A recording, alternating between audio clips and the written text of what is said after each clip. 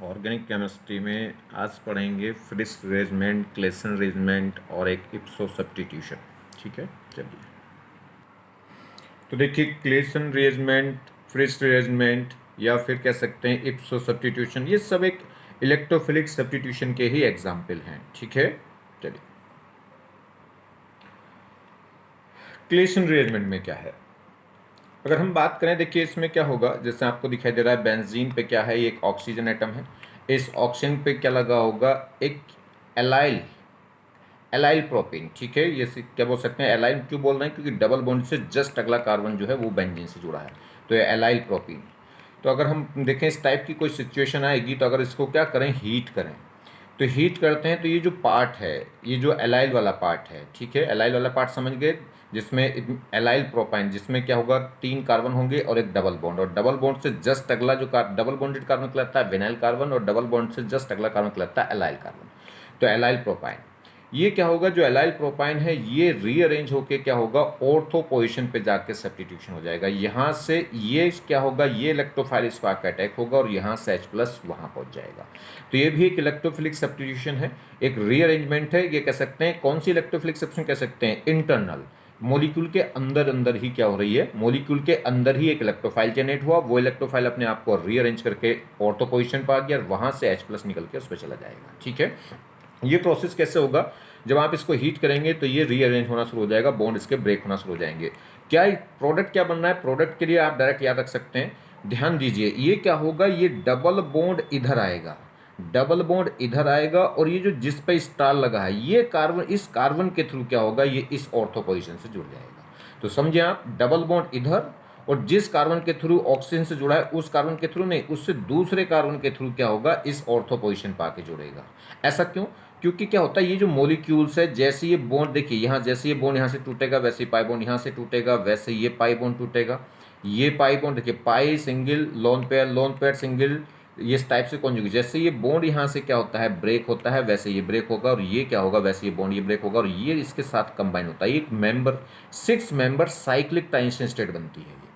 और जब फाइनली क्या होगा, यहाँ से ये ब्रेक होकर ये इस कार्बन के थ्रू इससे जुड़ेगा।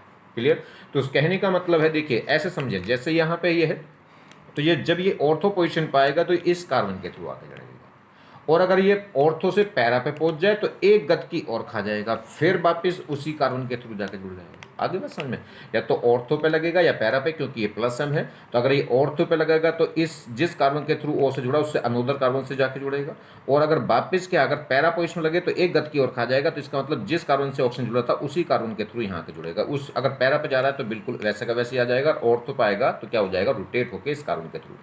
क्लियर होगी बात, देखिए तो दो ही बातें इसमें ध्यान रखनी, जैसे हमें क्या करेंगे, इसमें हीट करेंगे तो क्या होगा, ये ऑर्थो पोजीशन पे दिखाएगा या पैरा पोजीशन में सब्स्टिट्यूशन, अगर ऑर्थो पोजीशन पे सब्स्टिट्यूशन हुआ तो इसके रिवर्स हो जाएगी, और पैरा पाएगा तो एक बार रिवर्स और कर देंगे, इसका मतलब वापस वैसे का वैसे ही आ जाएगा, जिस कार्बन के थ्रू ओ से जुड़ा था उसी कार्बन के थ्रू पैरा पोजीशन पर आके जुड़ जाएगा। देखिए कैसे होगा मैकेनिज्म, यहाँ देखिए ये क्या होगा, जैसे ही क्या होगा, बॉन्ड ब्रेक होगा इधर से, ये देखिए यहाँ पे क्या होगा, ये देखिए डबल सिंगल लोन पेयर, ये कॉन्जुगेशन है, तो ये अपने लोन पर जैसे इसको डोनेट करेगा वैसे ये पाई बॉन्ड टूटेगा, तो ये 2 इलेक्ट्रॉन यहाँ के क्या बनाएंगे, डबल बॉन्ड, और ये पाई बॉन्ड टूट के क्या रह जाएगा, सिंगल बॉन्ड, इस पे आएगा माइनस, उस पे क्या आएगा, प्लस, तो ये फॉर्म बनेगी।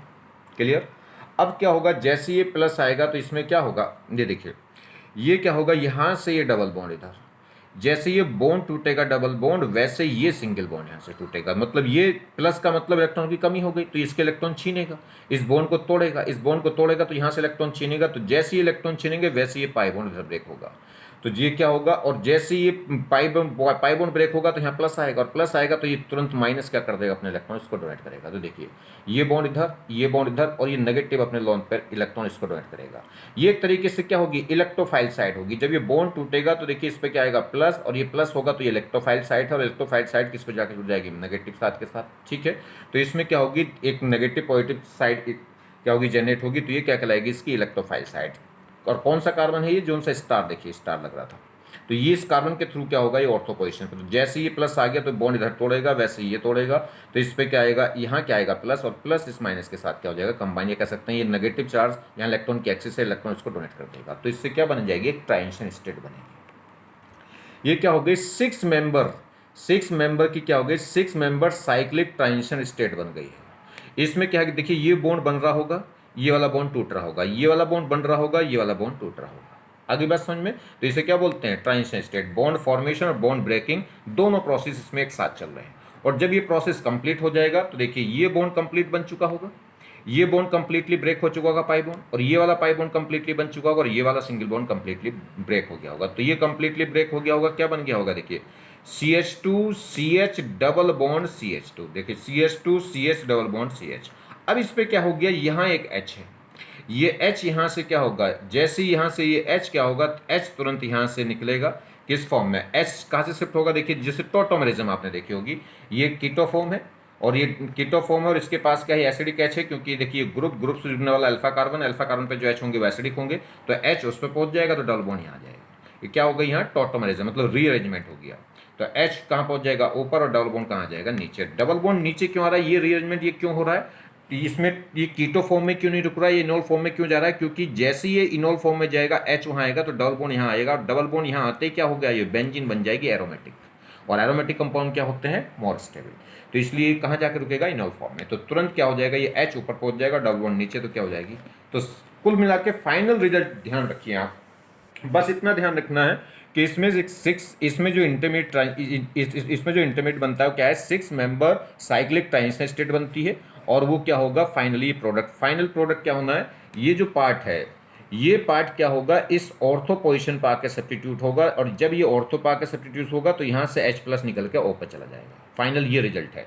हाँ, ये ध्यान रखना है कि अगर ये ऑर्थो पे आके लगेगा तो जिस कार्बन के थ्रू O से जुड़ा था उसी के थ्रू आके नहीं जुड़ेगा, दूसरे वाले कार्बन से आके जुड़ेगा, और डबल बॉन्ड कहाँ शिफ्ट हो जाएगा, इधर। क्लियर होगी बात। और अगर ये पैरा पोजीशन पे ले जाएं तो पैरा पोजीशन पे ले जाएंगे तो एक बार और गति खा जाएगा, तो अगर पैरा पोजीशन पे ले गए तो बिल्कुल जैसा जो कार्बन O के थ्रू है उसी के थ्रू आके जुड़ जाएगा, क्योंकि जब इस पे जुड़ेगा तो इसके थ्रू, उसके बाद फिर एक बार और घूम के आएगा, फिर ट्रांजिशन स्टेट बनाएगा, तो फिर ये वाला, ये जो इधर वाला C है ये बना लेगा इसके साथ, तो वापस वही C आ जाएगा यहाँ। तो ये एक इलेक्ट्रोफिलिक सब्स्टिट्यूशन होता है ऑर्थो पैरा पे। ठीक है, चलिए, बस ये है कि इलेक्ट्रोफाइल कोई बाहर से नहीं आ रहा, इसके अंदर से इलेक्ट्रोफाइल जनरेट होता है और इसी पे रिएक्शन हो जाती है। देखिए नेक्स्ट, यहाँ बात करें, इस पे हमने इंडिकेट कर रखा है, इसको इस पे हमने क्या कर दिया, इस कार्बन पे 14 लिख दिया, जिससे हमें पहचान रहे कि किधर जाएगा। तो जैसे इसको हीट करेंगे तो क्या होगा, ये कार्बन इसके थ्रू जुड़ जाएगा और डबल बॉन्ड इधर शिफ्ट। तो देखिए इस C के थ्रू ये तीनों कार्बन की चेन, तीनों कार्बन की यहाँ से ब्रेक होकर ये इलेक्ट्रोफाइल आ जाएगा इस पे, और ये कहाँ पहुंच जाएगा, इधर। इलेक्ट्रोफाइल कैसा आएगा, 6 मेंबर साइक्लिक ट्रांजिशन स्टेट बना के। तो यहाँ से H निकलेगा, वो O पे पहुंच जाएगा, क्या बन जाएगा, OH, और ये कार्बन यहाँ के लग जाएगा, किसके उल्टा घूम के, ठीक है, इस कार्बन के थ्रू, और वो इधर पहुंच जाएगा, ये देखिए। और डबल बॉन्ड भी क्या हो जाता है, यहाँ से इधर शिफ्ट हो जाएगा। नेक्स्ट देखिए, सेम कहानी। तो इसमें अगर हमने क्या करा, ये 14 इस समय दूर था, तो 14 इस समय क्या हो जाएगा, पास में। अब ये देखिए, अगर 14 पास में है तो जब ये ऑर्थो पाएगा घूम के तो 14 उधर पहुंच जाएगा, और ये वाला कार्बन इधर, और डबल बॉन्ड शिफ्ट होकर यहाँ से डबल बॉन्ड शिफ्ट होकर कहाँ पहुंच जाएगा, उधर। क्लियर हो गई।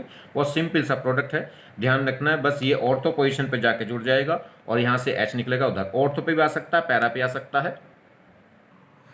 जैसे ये कह रहा है एक कंपाउंड ये है, एक कंपाउंड ये है, ठीक है, दोनों को हीट करा गया, तो इसकी में अलग अपने आप में क्या होगा, क्लेशन रीअरेंजमेंट होगा, इसमें अपना अलग क्लेशन रीअरेंजमेंट होगा। तो इसका इससे कोई मतलब नहीं, इसका इससे कोई मतलब नहीं। तो बस इस पर क्या होगा, ये यहाँ से क्या होगा, ये जो ग्रुप है, ये कार्बन चेन है, ये कस पे लगा लगेगी ऑर्थो पे, और ऑर्थो पे से एक H पहुंच जाएगा इस पर, तो क्या बन जाएगा, OH। और ये कार्बन चेन किसके थ्रू होगी, इस कार्बन के थ्रू आकर लगेगी। अब के स्टार वाला कार्बन दूर था, तो अब क्या आ जाएगा, स्टार वाला पास आ जाएगा और वो दूर हो जाएगा। और डबल बॉन्ड तो हमेशा उसी पोजिशन पर रहना, मतलब ये डबल बॉन्ड हमेशा एलाइलिक पोजिशन पर रहना है, ठीक है। जैसे यहाँ देखिए, तो इसमें आपका स्टार वाला ऑक्स है, तो आपका स्टार वाला दूर हो जाएगा, और ये वाला कार्बन इस पर आगे जुड़ जाएगा। क्लियर होगी बात। और ये डबल बॉन्ड यहाँ से यहाँ शिफ्ट, या कह सकते हैं एलाइल पोजीशन पर रहेगा डबल बॉन्ड। जो भी कार्बन बेंजीन से जाके जुड़ेगा उससे अगले कार्बन में पहुंच जाएगा डबल बॉन्ड। क्लियर होगी बात। चलिए, तो यहाँ दो प्रोडक्ट बन जाएंगे, एक इसका अलग बनेगा, इसका अलग बनेगा, तो दोनों प्रोडक्ट, कितने प्रोडक्ट बन जाएंगे, दो। कौन कौन से, एक ये और इसका ये। नेक्स्ट देखिए, यहाँ पे क्या है, जब इसमें हीट करेंगे तो इधर की ओर तो घिरी हुई मिथाइल से, तो कोई बात नहीं, इधर की ऑर्थो पे चला जाएगा, ठीक है, इधर की ऑर्थो पे चला जाएगा। तो यहाँ से यह ब्रेक होके कहाँ चला जाएगा, इधर। और किस कार्बन के थ्रू, अगर ये 14 वाला कार्बन इससे दूर है तो आपके 14 वाले कार्बन से आके जुड़ जाएगा। देखिए 14 वाले कार्बन से आके जुड़ेगा, और डबल बॉन्ड किस पर रहेगा, एलाइलिक पोजीशन पे। क्लियर होगी बात। ये देखिए मेटा पोजीशन गिरी हुई है, कोई बात नहीं, तो ये क्या आ जाएगा, इस ऑर्थो पे भी आ सकता है, अब इस वाली ऑर्थो पे लगे तो कुछ और, इस वाली ऑर्थो पे लगे तो बात कुछ और है। देखिए तो ये क्या होगा, जब ये हीट करेंगे तो ये क्या होगा, इस ऑर्थो पे भी लग सकता है, इस पे भी लगेगा। और किसके थ्रू लगेगा, जो ओ से अपोजिट वाला कार्बन है, यानी कि स्टार वाले कार्बन, स्टार वाले कार्बन के थ्रू बेंजीन से आके जुड़ेगा। तो स्टार वाले कार्बन जैसे 14 है, ये 14 वाले कार्बन के थ्रू आके जुड़ेगा और डबल बॉन्ड क्या होगा, एलाइल पोजीशन पे। यहाँ भी लग सकता है, इधर के ऑर्थो पे भी लग सकता है। ठीक है, किस कार्बन के थ्रू, जो कार्बन दूर था, यानी कि 14 वाला कार्बन आके बेंजीन से जुड़ गया होगा और डबल बॉन्ड एलाइलिक पोजीशन पे। ये लेस स्टेबल होगा, ये मोर स्टेबल होगा। रीजन क्या है, यहाँ 3 ग्रुप एक साथ आ गए लगातार, तो स्टेरिक हिंड्रेंस ज़्यादा हो जाएगी, तो स्टेरिक फैक्टर की वजह से ये लेस स्टेबल हो जाएगा, ये मोर स्टेबल हो जाएगा। तो यही क्या हो जाएगा, मेजर। क्लियर होगी बात। चलिए यहाँ देखिए, इसमें बोथ ऑर्थो पोजिशन, दोनों ऑर्थो पोजिशन खाली है, और जैसी लेफ्ट है वैसी राइट है, दोनों पोजिशन सेम ही तो है, क्योंकि ये तो किस पे लगा है, पैरा पे, बिल्कुल सिमेट्रिकल है। तो इस क्या करेंगे, इसको बस हीट करेंगे, तो हीट करेंगे तो क्या हो जाएगा, कहाँ जाएगा, इस ऑर्थो पोजिशन पे, लेफ्ट वाली पे लगाएं, राइट वाली पे, दोनों एक ही बात है। हाँ, आएगा किसके थ्रू, इस जो कार्बन ओ के थ्रू जुड़ रहा है वो तो दूर हो जाएगा, दूसरे वाले कार्बन के साथ क्या हो जाएगा, ओ के थ्रू। तो इस 14 वाले कार्बन के थ्रू जुड़ जाएगा और डबल बॉन्ड कहाँ आ जाएगा, शिफ्ट, यानी कि 14 वाले कार्बन के थ्रू बेंजीन पे जुड़ेगा और डबल बॉन्ड कहाँ पहुंच जाएगा, यहाँ से हट के उधर पहुंच जाएगा, मतलब एलाइल पोजिशन पर आएगा हमेशा। यहाँ देखिए, अब इसमें क्या हो गई, दोनों ऑर्थो पोजिशन घिर गई, तो ये भी खाली नहीं, ये भी खाली नहीं, दोनों ऑर्थो पोजिशन तो ब्लॉक हो गई। तो किस पे, कोई बात नहीं, पैरा पे आ जाएगा। तो ये प्लस एम है तो ऑर्थो पे या पैरा पे, तो अगर ऑर्थो घिर गई तो कहाँ भाग जाएगा, फिर ये पैरा पे। अब पैरा पे जब होगा तो देखिए, जैसे यहाँ इस कार्बन के थ्रू आएगा इस पे, मगर ये ऑलरेडी घिरा हुआ है, तो फिर एक बार और घूम जाएगा, तो वापिस पहले घूम के इससे और फिर घूम के इससे, तो वापिस जैसे घूम के यहाँ आएगा तो ये वाला कार्बन आ गया होगा यहाँ, अब फिर दोबारा से घूमेगा ये वाला कार्बन, फिर यहाँ जाएगा, तो वापिस सेम इसी कार्बन के थ्रू, जिस कार्बन के थ्रू ओ से जुड़ा था उसी कार्बन के थ्रू पैरा पोजीशन पे जुड़ेगा। अगर ऑर्थो पे जोड़ते हैं तो जिस कार्बन के थ्रू ओ से जुड़ा था उससे दूसरे वाले कार्बन के थ्रू जुड़ता है। आगे बात समझ में। तो देखिए पैरा पे क्या होगा, अगर ये 14 कार्बन दूर है तो अगर पैरा पे जाएगा तो पैरा पे बिल्कुल ऐसा का ऐसा ही पार्ट आके यहाँ जुड़ जाएगा। ये देखिए, क्योंकि 2 बार क्या हो चुकी होगी, ये साइक्लिक, ये जो 6 मेंबर साइक्लिक ट्रांजिशन स्टेट है वो 2 बार बनी होगी, पहली बार बनी फिर दूसरी बार बनी, तो पहली बार में रिवर्स हुआ और दूसरी बार में रिवर्स होकर फिर वापस सेम आ गया। आगे बात समझ में। नेक्स्ट, तो देखिए यहां अगर हम बात करें तो इसमें ऑर्थो भी घिरी हुई है और पैरा भी घिरी हुई है, तो जब इसको हीट करेंगे तो ये रीअरेंज करने की कोशिश करेगा, मगर ट्रांजिशन स्टेट बनाए किसके साथ, जो 6 मेंबर साइक्लिक ट्रांजिशन स्टेट है वो ना तो ऑर्थो से बन सकती ना पैरा से, तो क्या होगा, ये पोजीशन क्या हो गई, ब्लॉक हो गई, और ब्लॉक हो गई तो इसमें क्या होगा, नो रिएक्शन, क्योंकि मेटा पे ये जाता नहीं। तो देखिए जैसे यहाँ पे हम क्या कर रहे थे, ये क्लेसन रीअरेंजमेंट में इसकी ऑर्थो पोजीशन घिरी हुई थी, इसको क्या करते हैं, हीट करेंगे, तो ये क्या होगा, ऑर्थो पोजीशन पे तो रुकेगा नहीं, क्योंकि ऑर्थो पोजीशन क्या है, पहले से ब्लॉक है, तो कहाँ चला जाएगा, पैरा पोजीशन पे। मगर पहले 6 मेंबर रिंग किस पे बनाएगा, ऑर्थो के साथ, जब ऑर्थो के साथ ये एग्जिस्ट नहीं करेगा तो फिर कहाँ चला जाएगा, पैरा पे। तो देखिए किस टाइप से करता है, पहले जैसे ये बॉन्ड टूटेगा तो पहले देखिए ये बॉन्ड इधर टूटा, ये इधर टूटा, फिर ये इधर टूटा और ये इसके साथ कंबाइन और ये इसके साथ, इस टाइप से 6 मेंबर रिंग बनती है। देखिए ये क्लियर हो गई, और ये 6 मेंबर रिंग बन के क्या हो जाएगा, ये फाइनली फॉर्म क्या होती है, ये इसके थ्रू आके जुड़ जाएगा, जिस कार्बन पे स्टार है उसके थ्रू, यानी कि जो कार्बन ऑक्सीजन से जुड़ा है उससे अपोजिट वाला जो कार्बन है उसके थ्रू ये आके इस पे जुड़ गया होगा।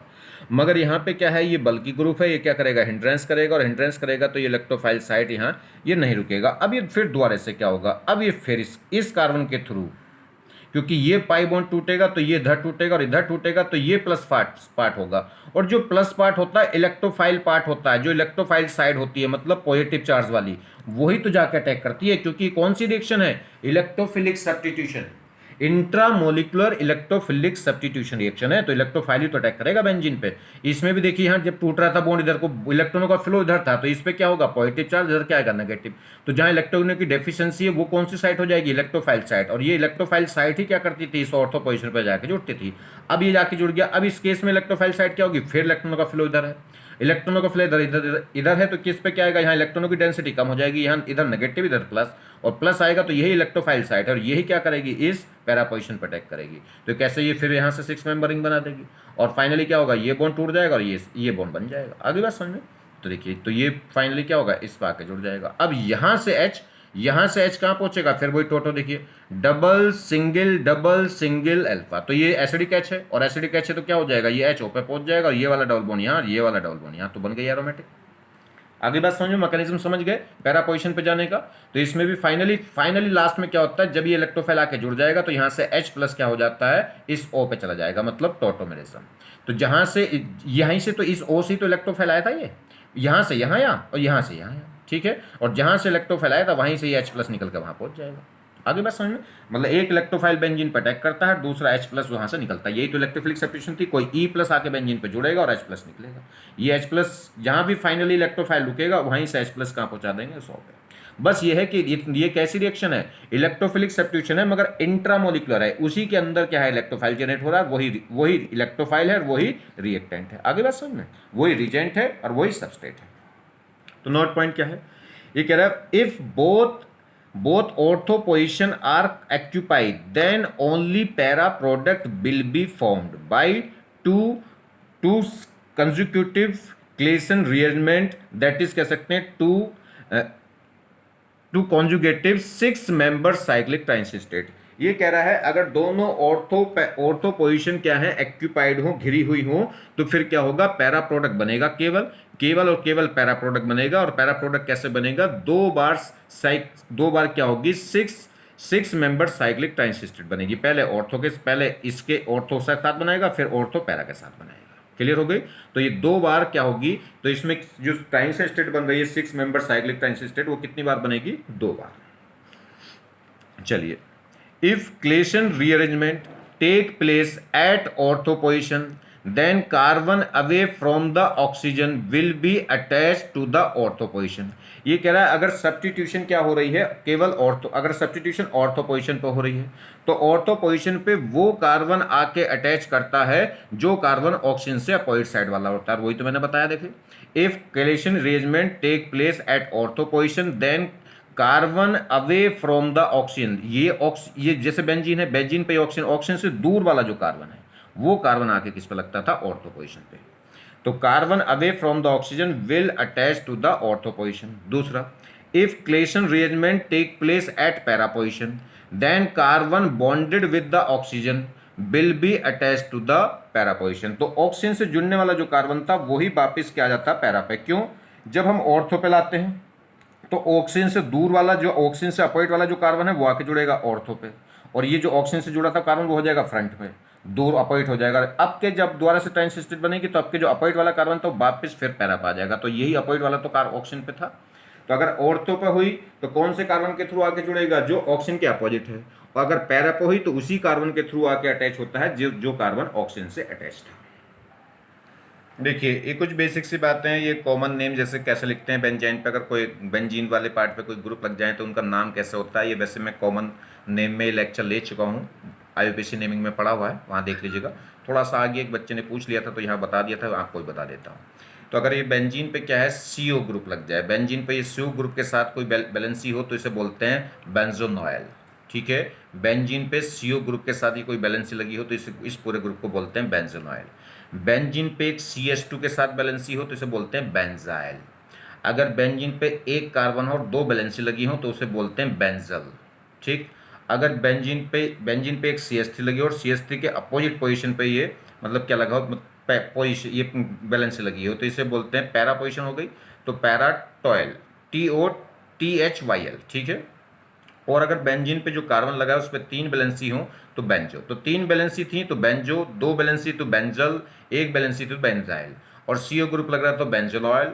ठीक है, और ये तो आप जानते ही होंगे, इसे तो बहुत कॉमन है, क्या है, टॉयल बोल देते हैं। यहाँ पे लगेगा तो ऑर्थो टॉयल, यहाँ लगेगा तो मेटा, और यहाँ पैरा। एक नोट पॉइंट है, जैसे हमें क्लेशन रिएरेंजमेंट देख रहे हैं ऐसा ही अगर हम फिडेलक्राफ्ट रिएक्शन कराएं, फिडेलक्राफ्ट रिएक्शन इंट्रामोलिकुलर में, तो इंट्रामोलिकुलर में फिडेलक्राफ्ट रिएक्शन में क्या बनते हैं, कार्बोकेटाइन बनते हैं, और कार्बोकेटाइन अपने आप को पहले रीअरेंज करके जब जाके ऑर्थो पैरा पोजीशन पे क्या दिखाता है, सब्स्टिट्यूशन। अगर जो फिडेलक्राफ्ट रिएक्शन है वो इंट्रामोलिकुलर हो रही तो वहाँ जो कार्बोकेटाइन बनेगा वो रीअरेंज नहीं होता, क्योंकि वो अपने क्या करता है, साइक्लिंग मेंबर रिंग बना के तुरंत ऑर्थो पोजीशन पर जाके जुड़ जाता है। तो ये बड़ी इंपॉर्टेंट बात है, ध्यान रखना। क्या है मैं बता रहा हूं, इन intramolecular फिडेलक्राफ्ट reaction take place at ortho position rapidly up to the formation of 6 member ring without rearrangement of carbocation। तो अगर हमें क्या है, कोई फ्रीडल-कार्प रिएक्शन इंट्रामोलिकुलर हो रही है, अंदर ही अंदर मतलब इंट्रामोलिकुलर मतलब उसी मॉलिक्यूल से इलेक्ट्रोफाइल जनरेट हुआ, उसी मॉलिक्यूल का क्या यूज हो रहा है, बेंजीन। ठीक है, तो उस केस में क्या होगा, ये क्या होती है, रिएक्शन रैपिडली होगी किस पे, ऑर्थो पोजीशन पे। पैरा पोजीशन से ज्यादा फास्ट रिएक्शन किस पे हो जाएगी, ऑर्थो पोजीशन पे। और किसके थ्रू होगी, by the formation of cyclic member ring. ठीक है, 6 मेंबर रिंग बना के होगी और विदाउट रीअरेंजमेंट। जब साइक्लिक मेंबर रिंग बन गई तो फिर तो रीअरेंजमेंट तो होगा ही नहीं, तो कार्बन कैटायन रीअरेंज नहीं होगा। क्यों, क्योंकि उसने क्या बना लिया, 6 मेंबर रिंग बना ली होगी, या कह सकते हैं 6 मेंबर ट्रांजिशन स्टेट बन गई होगी। चलिए देखिए, जैसे इस एग्जाम्पल में हम बात करें, अब यहाँ पे क्या है, ये 3 कार्बन से ज़्यादा आगे एल्काइल ग्रुप लग रहा है, तो क्या इसमें क्लेशन अरेंजमेंट होगा, बिल्कुल होगा।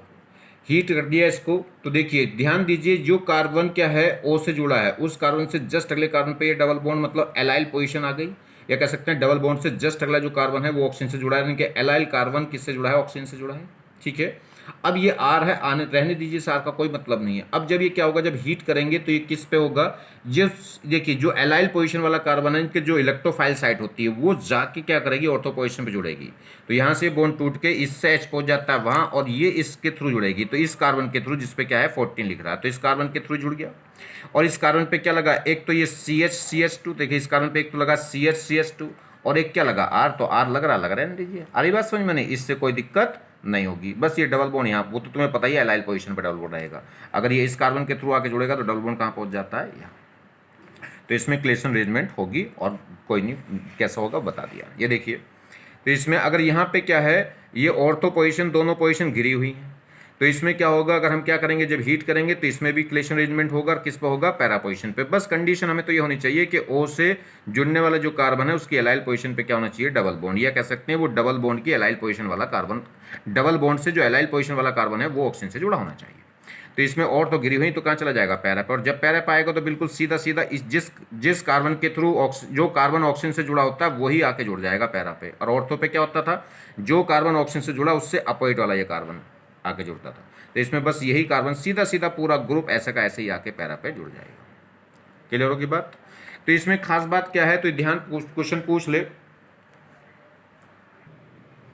तो देखिए इन क्लेशन rearrangement electrophile is not independent from the ring but it is देखिए क्या पॉइंट मैं आपको बता रहा था, ये है कि जो क्लेसन रीअरेंजमेंट है जो अभी हमने देख लिया, इस क्लेसन रीअरेंजमेंट में जो इलेक्ट्रोफाइल है वो is not independent from the ring, वो रिंग से इंडिपेंडेंट नहीं है, उसी के अंदर से जनरेट होता है, वहीं पे मतलब रिंग से अलग नहीं होता, उसी से जुड़ा रहता है। ठीक है, बट इन फ्रिस रीअरेंजमेंट, अभी आप एक नेक्स्ट अरेंजमेंट पढ़ने वाले हैं, फ्रिस रीअरेंजमेंट। फ्रिस रीअरेंजमेंट में क्या होगा, जो इलेक्ट्रोफाइल है इज इन इंडिपेंडेंट एग्जिस्टेंस, वो क्या कर जाता है, रिंग से अलग एग्जिस्ट कर जाता है इस फ्रिस रीअरेंजमेंट पे। तो फ्रिस रीअरेंजमेंट में जो इलेक्ट्रोफाइल है वो रिंग से अलग एग्जिस्ट कर जाता है, जबकि क्लेसन रीअरेंजमेंट में जो इलेक्ट्रोफाइल था वो रिंग से अलग एग्जिस्ट नहीं कर रहा था, वो उस रिंग के साथ ही जुड़ा हुआ था और क्या बना रहा था, 6 मेंबर रिंग। ठीक है, तो ध्यान देना है। तो क्लेशन रीअरेंजमेंट भी एक इलेक्ट्रोफिलिक सब्स्टिट्यूशन है, और फ्रिस रीअरेंजमेंट भी क्या है, एक इलेक्ट्रोफिलिक सब्स्टिट्यूशन रिएक्शन है। कौन सी इलेक्ट्रोफिलिक सब्स्टिट्यूशन है, इंट्रा एंड एक ही मॉलिक्यूल के अंदर अंदर हो रही है, अलग से कोई हमें क्या करना पड़ रहा है, अलग से कोई इलेक्ट्रोफाइल जनरेट नहीं करना पड़ रहा। ऐसा नहीं कि एक अलग पार्ट से इलेक्ट्रोफाइल जनरेट हो रहा है और दूसरे की बेंजीन यूज कर रहे हैं, एक ही रिंग है, वही बेंजीन है, उसी से इलेक्ट्रोफाइल जनरेट हो रहा है और उसी पे आके लग रहा है। तो ये क्या थी, इलेक्ट्रोफिलिक सब्स्टिट्यूशन के एग्जाम्पल थे, किसके, इंट्रामोलिकुलर इलेक्ट्रोफिलिक सब्स्टिट्यूशन रिएक्शन। बस ध्यान रखना, क्लेसन रीअरेंजमेंट में जो इलेक्ट्रोफाइल जनरेट होता है वो रिंग से अलग नहीं होता, मतलब वो अलग पार्ट में कन्वर्ट नहीं होता, हमेशा उसी के साथ कंबाइन रहता है। मगर जो अब हम नेक्स्ट पढ़ने जा रहे हैं फ्रिस रीअरेंजमेंट, उसमें जो इलेक्ट्रोफाइल है वो इंडिपेंडेंट एग्जिस्ट कर सकता है। देखिए बात करें फ्रिस रीअरेंजमेंट, फ्रिस रीअरेंजमेंट में क्या है, यहाँ पे कोई एस्टर, ये क्या है एस्टर, तो ये क्या हो गया, कोई बेंजीन पे ये एस्टर ग्रुप लगा हुआ है, देखिए OCOR, ये एस्टर ग्रुप हो गया। ये क्या होगा, एस्टर का फर्स्ट पार्ट कहलाता है जब IUPAC नेम लिखते हैं, और ये क्या कहलाता है, सेकंड पार्ट। इसमें अगर हम क्या करें, इस एस्टर में अगर हम क्या डालें, AlCl, कोई भी लुईस एसिड, लुईस एसिड का मतलब ये नहीं कि AlCl3 लुईस एसिड है बस, कि AlCl3 लिख दिया तो बस AlCl3 डालते हैं, FeCl3 भी डाल सकते हैं, ZnCl2 भी डाल सकते हैं, तमाम लुईस एसिड है उनमें से कोई सा भी डाल सकते हैं। ठीक है, तो ये क्या करेगा, इसमें भी क्या होता है, बिल्कुल सेम उसी तरह, ये O से जुड़ने वाला जो पार्ट है, ये पार्ट इस ऑर्थो पे या इस पैरा पे क्या होगा, आके अटैच हो जाता है। मतलब इस कंपाउंड में इसी मॉलिक्यूल से क्या होगा, इलेक्ट्रोफाइल जनरेट होगा और इसी की रिंग पे क्या होगा, इसी की रिंग के ऑर्थो पैरा पे आके जुड़ जाएगा। तो एक ही मॉलिक्यूल है, उसी मॉलिक्यूल से इलेक्ट्रोफाइल जनरेट हो रहा है और उसी की रिंग की ऑर्थो या पैरा पे आके ये इलेक्ट्रोफिलिक सब्स्टिट्यूशन हो जाएगी। तो इस ऐसी रिएक्शन को क्या बोलते हैं, इंट्रामोलिकुलर इलेक्ट्रोफिलिक सब्स्टिट्यूशन। अभी क्या होगा, कैसे इसका मैकेनिज्म होगा सुनिए। तो प्रोडक्ट तो समझ में आ गया क्या प्रोडक्ट बन रहा है। इसका ये जो सीओ ओ को छोड़ के बाकी जितना ही पार्ट होगा वो इस ओ के थ्रू क्या होगा, या तो ऑर्थो पे या किस पे आके जुड़ेगा, पैरा पे जुड़ जाएगा। तो प्रोडक्ट समझ में आ गया। ये ओ को छोड़ के बाकी जो पार्ट है वो आके ऑर्थो पे या क्या होगा, पैरा पे आके जुड़ता है। कैसे इसमें इलेक्ट्रोफाइल जनरेट होता है समझिए। ये लुईस एसिड है, इस इलेक्ट्रॉन चाहिए, तो ये ओ पे क्या है, ये लोन पेयर, तो ये तुरंत क्या करेगा, अपने लोन पेयर डोनेट करता है किसको, इस लुईस एसिड को। और जैसे लोन पे डोनेट करेगा तो इस पर आ जाएगा माइनस और उस ओ पे क्या आ जाता है, प्लस। और जैसे ओ पे प्लस आएगा तो क्या होगा, ये बॉन्ड यहाँ से ब्रेक हो जाएगा। ओ पे जैसे प्लस आएगा तो ओ क्या होगा, ओ प्लस चार्ज को बियर करता नहीं क्योंकि मोर इलेक्ट्रॉनिक में, तुरंत इस सी ओ वाला बॉन्ड तोड़ लेगा। और सी ओ बॉन्ड वाला तोड़ेगा किसकी तरफ टूटेगा, ओ की तरफ। तो ओ पे क्या आ जाएगा माइनस और इस पे क्या आ जाएगा प्लस, तो ये सी ओ आर प्लस तो हो जाएगा अलग, ठीक है। और इस पे ओ पे जो माइनस आएगा, ऑलरेडी पहले से प्लस था तो प्लस माइनस न्यूट्रल होकर इस पर रह जाएगा माइनस। कुल मिला के समझिए, ये ओ और सी के बीच का बॉन्ड टूटेगा ओ की तरफ, तो इधर आएगा माइनस, इधर आएगा प्लस। ये प्लस तो इलेक्ट्रोफाइल तो हो गया अलग। अब ये माइनस क्या करेगा, तुरंत इसको इलेक्ट्रॉन डोनेट करके क्या बना देगा, लुईस एसिड। तो ये क्या होगा, इसमें अगर हम बात करें तो लुईस एसिड क्या करेगा, यहाँ से स्टार्टिंग कराएगा बॉन्ड ब्रेकिंग की। ये इलेक्ट्रॉन इधर अपनी तरफ छीनेगा, जैसे इलेक्ट्रॉन छीनेगा तो इलेक्ट्रॉनों का फ्लो इधर हो जाएगा, तो तुरंत बॉन्ड तोड़ लेगा धर, और बॉन्ड तोड़ लेगा तो इलेक्ट्रोफाइल क्या होगा, जनरेट होगा। यहाँ एक इलेक्ट्रोफाइल जनरेट हो गया। अब इस ओ पे क्या है, इस ओ पे माइनस है, इस ओ पे क्या है, माइनस है, तो माइनस है तो ये क्या होगा, प्लस एम दिखाएगा, और प्लस एम दिखाएगा तो ऑर्थो पैरा। ये क्या दिखाएगा, ऑर्थो और पैरा सब्स्टिट्यूशन। आरी बात समझ, देखिए बॉन्ड जैसे ही लुईस एसिड क्या चाहेगा, इलेक्ट्रॉन अट्रैक्ट करना चाहेगा तो इलेक्ट्रॉन, तो ये बॉन्ड इसके इलेक्ट्रॉनों का फ्लो इधर होगा तो ये तुरंत ये बॉन्ड तोड़ देगा। तो ओ पे क्या आ जाएगा माइनस, इधर आ जाएगा प्लस, और इस माइनस पे क्या आ जाएगा, ये एलसीएल3 आके चिपक जाएगा।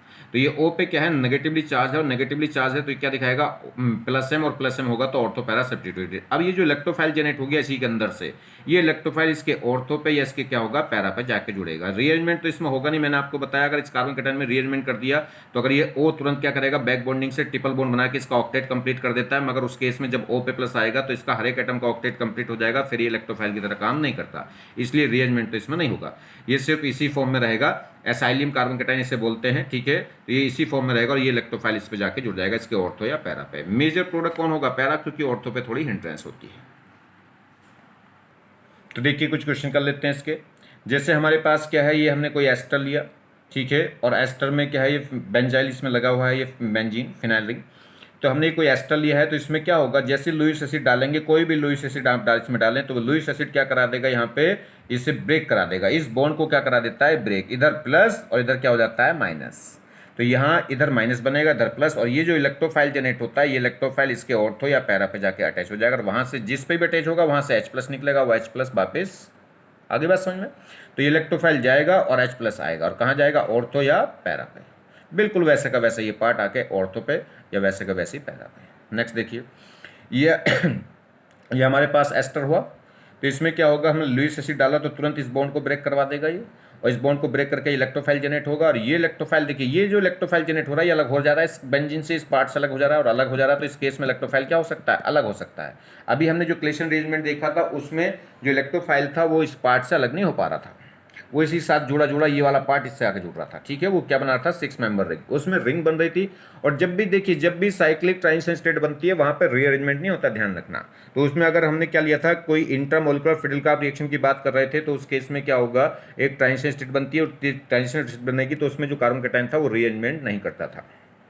चलिए खैर, तो फिलहाल इसकी बात करें तो यहाँ से ये इलेक्ट्रोफाइल जनरेट होगा, ये ऑर्थो या पैरा पे लगेगा। ऑर्थो पोजीशन तो घिरी हुई है, लेफ्ट और राइट दोनों की ऑर्थो पोजीशन घिरी हुई है, तो बस कहाँ जाएगा, पैरा पे। आगे बात समझ में, बिल्कुल सीधा के सीधा वैसे आके जुड़ जाएगा।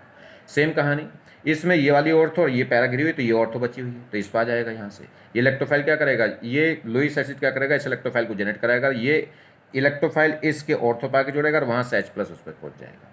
क्लियर। नेक्स्ट सेम कहानी है, इसमें क्या कौन सी पोजीशन गिरी हुई है, ऑर्थो गिरी हुई है, तो वो पैरा गिरी हुई है तो ऑर्थो पर लग जाएगा। अब लेफ्ट वाली पे लग जाए, राइट वाली पे बिल्कुल एक जैसी है, किसी पे लग जाए, तो ये O COMe, ये इलेक्ट्रोफाइल निकल के क्या होगा, इस ऑर्थो पे आकर अटैच हो जाएगा। यहाँ देखिए सेम कहानी, इसमें भी क्या होगा, ये क्या करेगा, इलेक्ट्रोफाइल जनरेट करेगा, तो इसके ऑर्थो पे, इस ऑर्थो पे और पैरा पे, इस ऑर्थो पे लगना अलग बात, इस ऑर्थो पे लगना अलग बात, क्यों देखिए, और इस पैरा पे लगना अलग बात।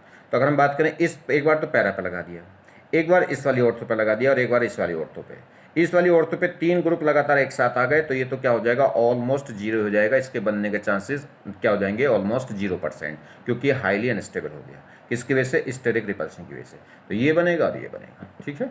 चलिए नेक्स्ट, यहाँ अगर हम बात करें, हमने 2 कंपाउंड लिए, एक ये और एक ये, इससे एक इलेक्ट्रोफाइल जनरेट होगा, इससे एक इलेक्ट्रोफाइल जनरेट होगा लुईस एसिड की प्रेजेंस में। अब इसका जो इलेक्ट्रोफाइल जनरेट होगा वो कैसा होगा, मिथाइल के साथ का है, इसका जो इलेक्ट्रोफाइल जनरेट होगा वो इथाइल के साथ का है।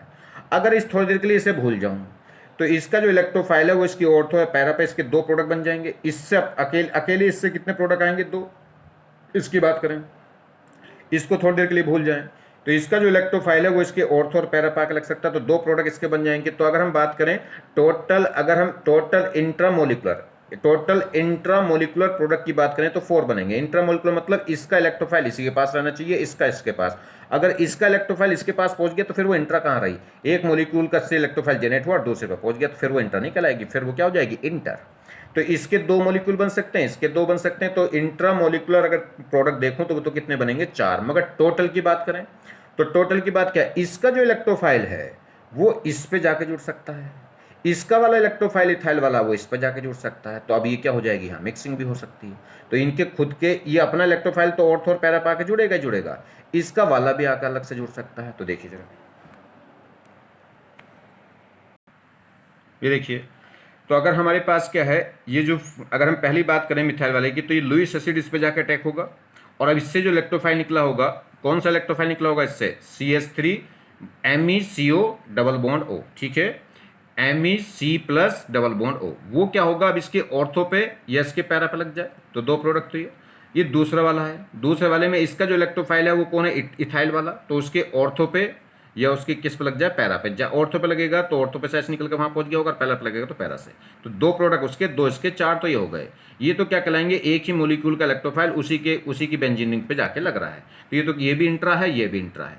तो अगर हम बात करें टोटल इंट्रामोलिकुलर प्रोडक्ट, तो वो तो कितने हो गए, 4। अगर बात क्या करें, इसका वाला इलेक्ट्रोफाइल इस पे आके जुड़ जाए या उसका वाला इलेक्ट्रोफाइल उस पर जाके जुड़ जाए, तो देखिए जरा प्रोडक्ट, देखिए इस केस में ये हमारे पास पहला कंपाउंड है और ये इलेक्ट्रोफाइल दूसरे वाले का है। अब ये इसका वाला इलेक्ट्रोफाइल इसके ऑर्थो या पैरा पर जुड़ जाए, ये तो वैसे का वैसे ही रहे, इसमें तो फ्रीज अरेंजमेंट नहीं हो रहा, मगर दूसरे वाले पार्ट से इलेक्ट्रोफाइल जनरेट होकर इस वाली बेंजीन पे आके लग जाए, ठीक है। तो इसके ये जो इलेक्ट्रोफाइल इथाइल वाला इलेक्ट्रोफाइल है वो इसके ऑर्थो और इसके पैरा पे, ठीक। अब दोबारा से अभी फेर होगा, अब इसमें ये तो अभी इस पे ये इलेक्ट्रोफाइल पहले इस पे आके लग गया, ये तो कौन सी रिएक्शन हो गई इसमें, एक तरीके से अभी ये फ्रेश अरेंजमेंट नहीं हुआ, अभी तो दूसरे पार्ट से जो इलेक्ट्रोफाइल आ रहा है उसकी बेंजीन पे आके लग रहा है। तो ये कौन सी रिएक्शन है, फिडेलक्राफ्ट एसाइलेशन है अभी तो ये।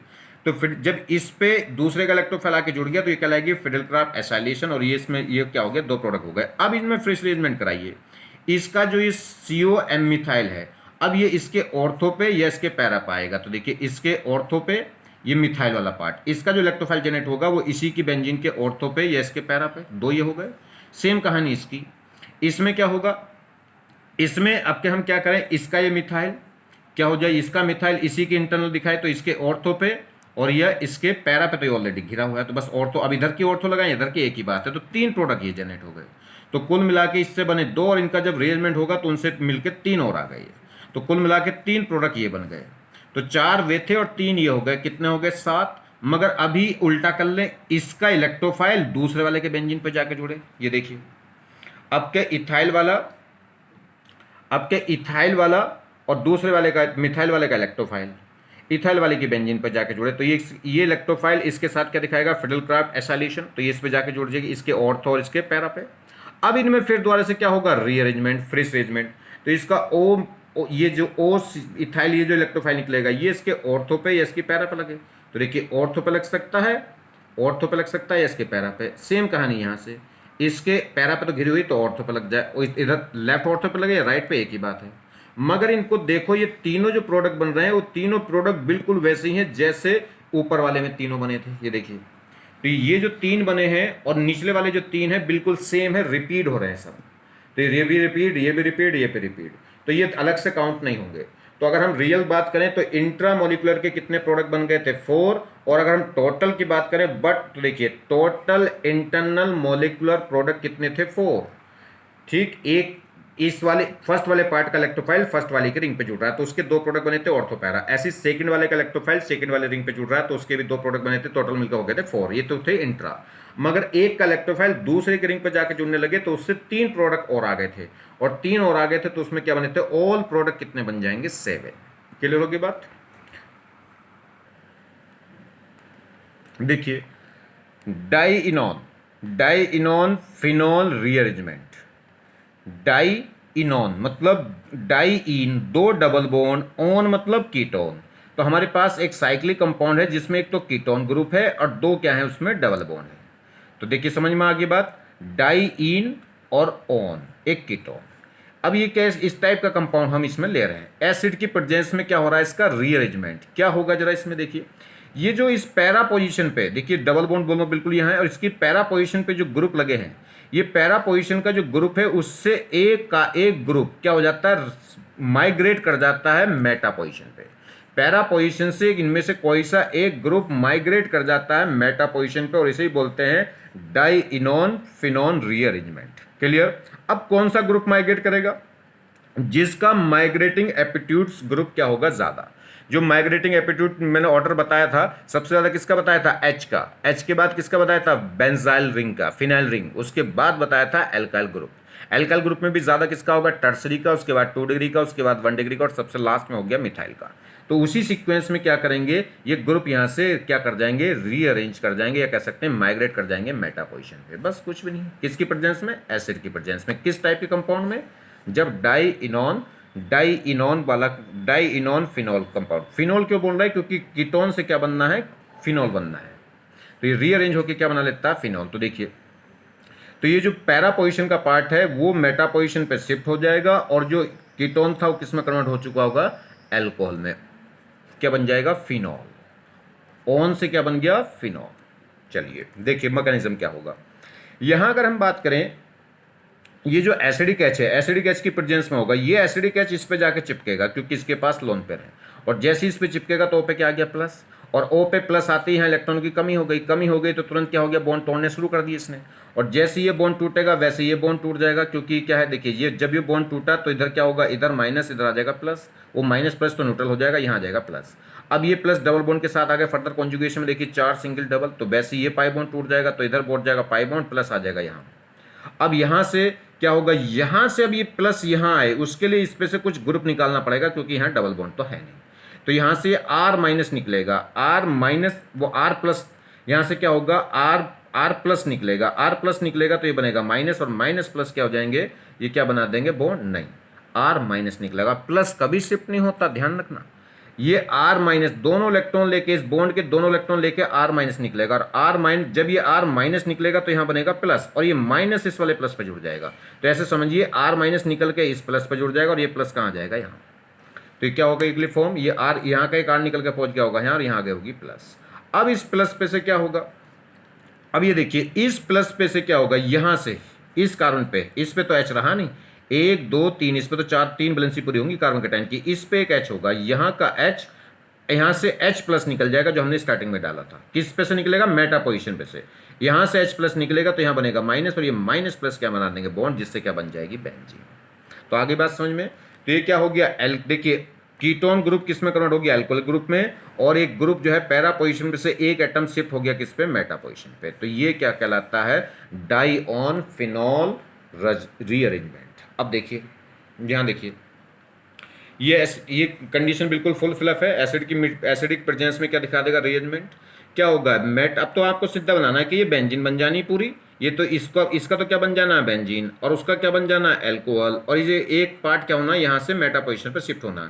कौन सा शिफ्ट करेगा, जिस पे इलेक्ट्रॉन डेंसिटी, जिसकी एपिट्यूड टेंडेंसी क्या होगी, ज्यादा। एपिट्यूड टेंडेंसी किसकी ज्यादा होती है, एपिट्यूडिंग पावर किसकी ज्यादा होती है, तो मैंने आपको बताया था जिसकी इलेक्ट्रॉन डेंसिटी ज्यादा हो, जिस पे इलेक्ट्रॉन डेंसिटी ज्यादा हो उसकी माइग्रेट करने की टेंडेंसी ज्यादा होती है, और माइग्रेट करने की टेंडेंसी उसकी ज्यादा होगी जिस पे प्लस इफेक्ट होगा, जिस पे इलेक्ट्रॉन डेंसिटी ज्यादा होगी। चलिए, तो क्या होगा, फिलहाल तो इसमें सेम है मिथाइल मिथाइल, तो कोई से भी शिफ्ट करा दो तो ये मिथाइल पहुंच जाएगा किस पे, मिथाइल, एक मिथाइल यहाँ से हट के किस पे पहुंच जाएगा, मेटा पोजीशन पे, और ये बन चुकी होगी बेंजीन, और ये क्या बन चुका होगा, OH, कीटोन से क्या बन जाएगा, OH। यहाँ देखिए एक मिथाइल है, एक इथाइल है, तो किसकी टेंडेंसी ज़्यादा होती है शिफ्ट होने की, अगर ये अल्काइल ग्रुप है तो अल्काइल ग्रुप में ज़्यादा टेंडेंसी होती है किसकी, जिसकी डिग्री ज़्यादा हो, जिस पे इलेक्ट्रॉन डेंसिटी ज़्यादा हो, तो मिथाइल से ज़्यादा किसकी होगी, इथाइल की। ये मिथाइल कहलाता है और वो 1 डिग्री कहलाएगा, उस पर ज़्यादा कार्बन है, उसका प्लस आई ज़्यादा है, उस पर इलेक्ट्रॉन डेंसिटी ज़्यादा है, तो ये इथाइली पार्ट क्या हो जाएगा, मेटा पोजीशन पे क्या हो जाएगा शिफ्ट, उसका तो बन जाएगा OH, इसकी हो जाएगी पूरी कंप्लीट बेंजीन, और एक यहाँ से इथाइल माइग्रेट करके क्या हो जाएगा, मेटा पोजीशन पे। नेक्स्ट, तो देखिए इसमें क्या है, ये आपको इस टाइप से फॉर्म दे दी, और ये नीचे पैरा पोजीशन पे सिर्फ एक मिथाइल लिख के देगा, ये H लिख के नहीं देगा। H तो आपको पता ही होना चाहिए कि ये सिंगल बॉन्डेड कार्बन है, तो इस सिंगल बॉन्डेड कार्बन की 2 वैलेंसी फुल फ्लैप होनी, तो बाकी 2 ग्रुप तो लगे रहे होंगे। अगर एक मिथाइल लगा रखा तो इसका मतलब एक H होगा, तो यहाँ से क्या होना, देखिए इसका तो बन जाएगा OH, इस पार्ट की क्या बन जाएगी, बेंजीन, और इस पे से इनमें से 2 ग्रुप में से कोई सा एक ग्रुप निकल कर भागेगा, और सबसे ज़्यादा इलेक्ट्रॉन निकलने की माइग्रेटिंग टेंडेंसी सबसे ज़्यादा किसकी होती है, H की, उसके बाद फिनाइल रिंग की, उसके बाद अल्काइल ग्रुप की। तो क्या पहले तो मिथाइल से पहले कौन निकल जाएगा, H, तो H यहाँ से निकल के किस पे पहुँच गया होगा, मेटा पोजीशन पे, लिखने की जरूरत थोड़ी है, H तो सब जगह होते ही है, तो H यहाँ से निकल के हो गया मेटा पोजीशन पे, और ये क्या बन गई होगी, बेंजीन। क्लियर होगी बात। अब वो क्योंकि H माइग्रेट करा है, H को इंडिकेट करने की जरूरत नहीं, क्योंकि हमें पता ही होता है H यहाँ सब जगह होंगे। यहाँ देखिए एसिडिक मीडियम में इसको ये फॉर्म हो गई, हमको क्या कराना है, बस इसका तो बन जाएगा OH, इसकी बन जाएगी बेंजीन, और ये पार्ट क्या होगा, रिमूव करेगा मेटा पोजीशन पर। मिथाइल को शिफ्ट कराऊं कि फिनाइल को, तो एल्काइल ग्रुप से ज़्यादा टेंडेंसी किसकी होती है, एराइल ग्रुप की, तो बेंजीन रिंग शिफ्ट हो जाएगी किस पे, मेटा पोजीशन पे, तो मेटा पोजीशन पे क्या हो जाएगी, बेंजीन रिंग। आप फिनाइल मिथाइल भी करा सकते हैं, अगर आपने मिथाइल कराई तो ये, और फिनाइल कराओगे तो ये। मेजर प्रोडक्ट कौन सा होगा, ये वाला। आगे बात समझ में कि नहीं, मेजर प्रोडक्ट कौन सा होगा, दिस। हाँ, बन ये भी सकता है, बन ये भी सकता है। ये क्यों बन सकता है, क्योंकि जो कार्बन कैटायन बनेगा वो ऊपर से ज़्यादा स्टेबल बनेगा, भी बताएंगे। चलिए यहाँ देखो, इसमें क्या कराना, सेम वही है, डाइनोन फिनोल रिएजमेंट एसिडिक प्रेजेंस में, तो ये क्या होगा, कीटोन ग्रुप का तो बन जाएगा OH ग्रुप, मतलब कीटोन का तो बन जाएगा ये फिनोल। फिनोल क्यों बोल रहे हैं, क्योंकि OH डायरेक्ट बेंजीन से जुड़ा, तो एरोमेटिक एल्कोहल को क्या बोल देते हैं, फिनोल। और इसमें से पैरा, उसकी क्या बन जाएगी, बेंजीन रिंग, और इसमें से क्या होगा, एक ग्रुप रिप्लेस करेगा। कौन सा ग्रुप रिप्लेस करे, तो ये दोनों ही फिनाइल रिंग है, और फिनाइल रिंग पे इस पे क्या लगा, देखिए OCH3 तो +M है, और ये NO2 लग रहा है, क्या दिखाएगा, -M। तो जिसका पे +M है उस पर इलेक्ट्रॉन डेंसिटी ज़्यादा होगी, जिस पे इलेक्ट्रॉन डेंसिटी ज़्यादा होती है उसकी माइग्रेटिंग टेंडेंसी क्या होती है, ज़्यादा। तो ये वाला पार्ट क्या कर जाएगा, माइग्रेट, जिस पे +M है। ठीक है, तो ये क्या पहुंच जाएगा, इसकी मेटा पोजीशन पे। नेक्स्ट, जैसे O की जगह क्या आ गया, N, तो कोई दिक्कत नहीं इसमें, ठीक है, बस इसका नाम क्या हो गया, O की जगह क्या हो जाएगा, N हो जाएगा। तो यहाँ से क्या होगा, पहले OH बन रहा था, आपका NH2, तो यहाँ से एक H निकलता ही है, वो पता है आपको, क्या बन जाएगा, N है, तो क्या बन जाएगा, NH था तो NH2 बन जाएगा, और ये क्या बन जाएगी, बेंजीन। और इस केस में क्या होगा, यहाँ से पैरा पोजीशन पे से एक ग्रुप निकलेगा, यहाँ मिथाइल है और हाइड्रोजन है, ये हाइड्रोजन लिख के नहीं देगा, इतना पार्ट दिखाई दे रहा होगा तुम्हें, सिर्फ इतना। तो H तो तुम्हें खुद लगाना है कि यहाँ पे 2 ग्रुप होते हैं, 2 ग्रुप होने चाहिए, क्योंकि सिंगल बॉन्डेड कार्बन है। तो एक मिथाइल है और एक क्या होगा, H। तो अब किसकी टेंडेंसी ज़्यादा शिफ्ट करने की, H की, मिथाइल से, तो H क्या कर जाएगा, मेटा पोजीशन पे। H मेटा पोजीशन में दिखाई तो दे नहीं रहा, तो बॉन्ड लाइन नोटेशन H होगा ही सब जगह, यहाँ भी होगा, यहाँ भी होगा, यहाँ भी होगा। आगे बात समझ में नहीं, चलिए सेम कहानी इसमें भी, एसिडिक मीडियम में है, तो ये क्या होगा, इसका तो बन जाएगा NH2, इसकी बन जाएगी बेंजीन रिंग, और एक मिथाइल कहाँ हो जाएगा, दोनों मिथाइल है, दोनों सेम ग्रुप है, तो कोई सा एक मेटा पोजीशन पहुँचा देंगे। यहाँ देखिए ये क्या होगा, इसकी मेटा बोल रहा हूँ मैं, इनकी तो ऑर्थो होगी वो। चलिए, तो सेम कहानी, इसका तो बन जाएगा NH2, इसकी बन जाएगी बेंजीन रिंग, इसमें से कौन सा शिफ्ट करेगा, मिथाइल का फिनाइल। फिनाइल की टेंडेंसी ज़्यादा होती है, सबसे ज़्यादा H की, फिर एराइल की, एराइल के बाद अल्काइल ग्रुप की, अल्काइल ग्रुप में भी पहले 3 डिग्री, फिर 2 डिग्री, फिर 1 डिग्री, फिर मिथाइल। तो क्या हो जाएगा, फिनाइल किससे पहुंच जाएगा, इसकी मेटा पोजीशन पे।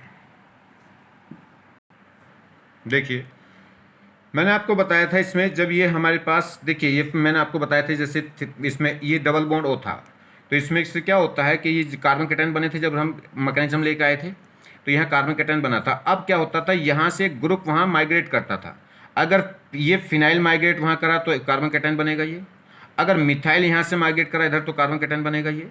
अब अगर ये जो कार्बन कैटायन है इससे ज़्यादा स्टेबल, ये वाला भी ज़्यादा स्टेबल है और ये वाला भी ज़्यादा स्टेबल है, तो इसलिए प्रोडक्ट ये भी बन सकता है, ये भी बन सकता है। इसमें अगर मैं देखूं तो यहाँ जो कार्बन कैटायन हो इस बेंजीन रिंग के साथ क्या हो जाएगा, डीलोकलाइज, या कह सकते हैं बेंजीन इसके लिए क्या दिखा देगा, +m, तो ये मोर स्टेबल है। इस केस में ये भी इससे ज़्यादा स्टेबल है, क्योंकि जिस कार्बन पे प्लस है उस पर क्या लग रहा है, मिथाइल, मिथाइल मतलब CH3, तो क्या दिखा देगा, +H, 3 अल्फा H होंगे, तो ये भी इसको स्टेबल करेगा। मगर ज़्यादा स्टेबल कौन था, ये +S से ज़्यादा स्टेबल कौन करेगा, +N, तो ये मोर स्टेबल था। मोर स्टेबल कार्बन कैटायन ये बन रहा है, तो शिफ्ट कौन होनी चाहिए, मिथाइल होनी चाहिए, मगर नहीं। इस केस में कौन शिफ्ट होगा, मैंने आपको बताया था जब रीअरेंजमेंट करते हैं कार्बन कैटायन का तो किसके अकॉर्डिंग करते हैं, तो ग्रुप जो शिफ्टिंग होगी, अगर क्या है, अगर हमें क्या करना है, जो रीअरेंजमेंट हो रहा है अगर वो रेट डिटरमाइनिंग स्टेप है, अगर रीअरेंजमेंट जो है कार्बन कैटायन का जो रीअरेंजमेंट है अगर वो रेट डिटरमाइनिंग स्टेप में इन्वॉल्व हो रहा है, तो उस केस में माइग्रेटिंग जो टेंडेंसी होगी वो माइग्रेटिंग एपिट्यूड्स के अकॉर्डिंग चलेगी। और माइग्रेटिंग एपिट्यूड टेंडेंसी क्या होती है कि जो जिसकी इलेक्ट्रॉन डेंसिटी जितनी ज़्यादा उसकी माइग्रेटिंग टेंडेंसी उतनी ज़्यादा, और उसके अकॉर्डिंग क्या था, पहले H, फिर क्या था, फिनाइल रिंग, और उसके बाद क्या था, एल्काइल ग्रुप। ठीक, और अगर क्या है, ये जो रीअरेंजमेंट होता है कार्बन कैटायन का, ये रेट डिटरमाइनिंग स्टेप नहीं है, तो फिर उस केस में क्या होगा, तो फिर उस केस में हम चेक करते थे मोर स्टेबल इंटरमीडिएट। तो फिर जितना स्टेबल इंटरमीडिएट बनेगा, जितना स्टेबल कार्बन कैटायन बनेगा, तो उस केस के अकॉर्डिंग, ठीक है। तो उस केस में जो शिफ्टिंग थी वो अलग होती थी। तो उस केस में ज्यादा टेंडेंसी शिफ्टिंग करने की किसकी होगी, जिसमें अल्फा H कम हो या जिसका इफेक्ट वीक हो। तो देखिए तो क्या होगा, तो उसमें टेंडेंसी सबसे ज्यादा H की, उसके बाद एल्काइल ग्रुप की, और उसके बाद किसकी होती थी, बेंजीन की, क्योंकि बेंजीन दिखाती है +M, एल्काइल ग्रुप दिखाता था +H, और H कुछ नहीं दिखाता था। तो जो जिसका प्लस इफेक्ट जितना कम होगा उसकी टेंडेंसी शिफ्टिंग होने की ज्यादा थी, किस केस में, जब हमें स्टेबल इंटरमीडिएट कार्बोकैटायन बनाना होता था।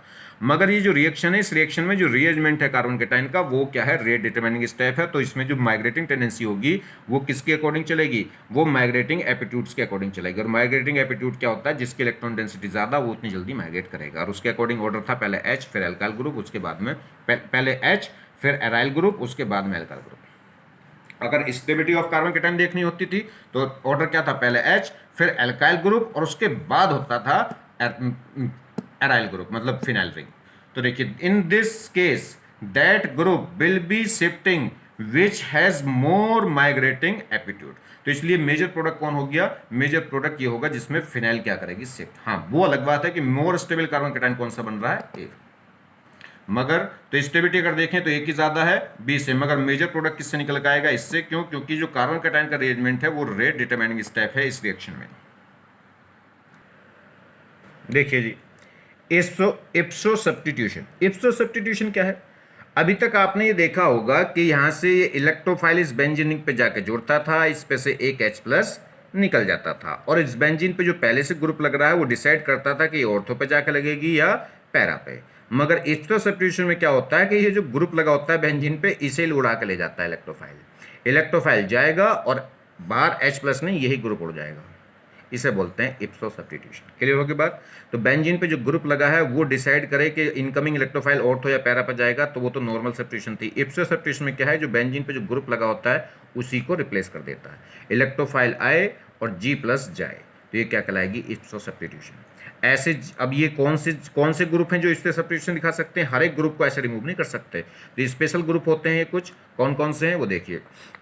तो अगर हम बात करें यानी कि normal electrophilic substitution reaction, normal electrophilic substitution में तो क्या होता था, इलेक्ट्रोफाइल जाके जुड़ता था और H+ निकल जाता था, और ये इलेक्ट्रोफाइल ऑर्थो या पैरा पे या मेटा पे वो डिसाइड करता था G ग्रुप के +M ortho para directing group है या मेटा डायरेक्टिंग। तो इलेक्ट्रोफाइल विल रिप्लेस H+, मगर यहाँ पे इलेक्ट्रोफाइल ने किसको रिप्लेस कर दिया, G+ को। तो इप्सो सब्स्टिट्यूशन के केस में G क्या होने चाहिए, तो G 3 हो सकते हैं, SO3H, SiMe3, जैसे CH3 का होल थ्राइज होता है, ऐसे ही कार्बन की जगह क्या है, सिलिका। तो SO3H और एक SiMe का होल थ्राइज और एक Si की जगह CMe थ्राइज, मतलब दोनों हो सकते हैं, ये इस टाइप के ग्रुप होते हैं, CH3 का होल थ्राइज या SiCH3 का होल थ्राइज या SO3H, ये इस टाइप के ग्रुप हैं जो क्या दिखाएंगे, इप्सो सब्स्टिट्यूशन। समझिए, इन इप्सो सब्स्टिट्यूशन, तो इप्सो सब्स्टिट्यूशन में क्या था, जो इलेक्ट्रोफाइल है वो यहीं पर आकर अटैक करेगा और इस G को निकाल के अपना खुद इलेक्ट्रोफाइल जोड़ देता है और G+ निकल जाता है। तो electrophile will be replace G+। तो इस केस में इप्सो सब्स्टिट्यूशन में क्या होता है, G+ रिप्लेस हो जाता है इलेक्ट्रोफाइल से। मैकेनिज्म क्या होगा इसमें, देखिए, अगर हम बात करें मैकेनिज्म की, तो जो इलेक्ट्रोफाइल है वो इस बॉन्ड पर अटैक करेगा। ये बॉन्ड टूटता, देखिए इधर ये बॉन्ड टूटेगा, इस साइड यहाँ माइनस, यहाँ प्लस, माइनस पे क्या होगा, इलेक्ट्रोफाइल जुड़ जाएगा और ये बन जाएगा प्लस। अब ये कार्बन कैटायन डबल बॉन्ड के साथ कॉन्जुगेशन में है, तो डबल बॉन्ड उधर टूटेगा तो प्लस आ जाएगा यहाँ, फिर डबल बॉन्ड अगला डबल बॉन्ड के साथ भी कॉन्जुगेशन में टूटेगा यहाँ, तो डबल बॉन्ड नीचे आ जाएगा, प्लस आ जाएगा यहाँ। तो इस टाइप से कहने का मतलब ये क्या हो जाएगा, प्लस चार्ज, ये डबल बॉन्ड सब जगह डीलोकलाइज करेगा, मतलब एक स्टेबल कार्बन कैटायन बन रहा है, स्टेबल कार्बन कैटायन बन रहा है, तो ये बन सकता है।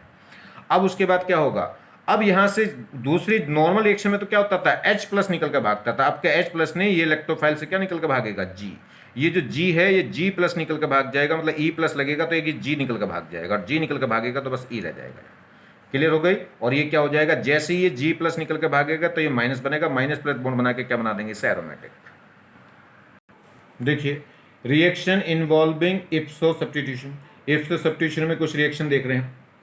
जैसे हमारे पास ये क्या है, कोई ग्रुप है, देखिए इस बेंजीन पे दो ग्रुप लग रहे हैं, एक OH एक SO3H। हमने क्या डाल दिया, एसिड डाल दिया, या कह सकते हैं डाइल्यूट HCl डाल दिया, या कह सकते हैं डाइल्यूट H2SO4।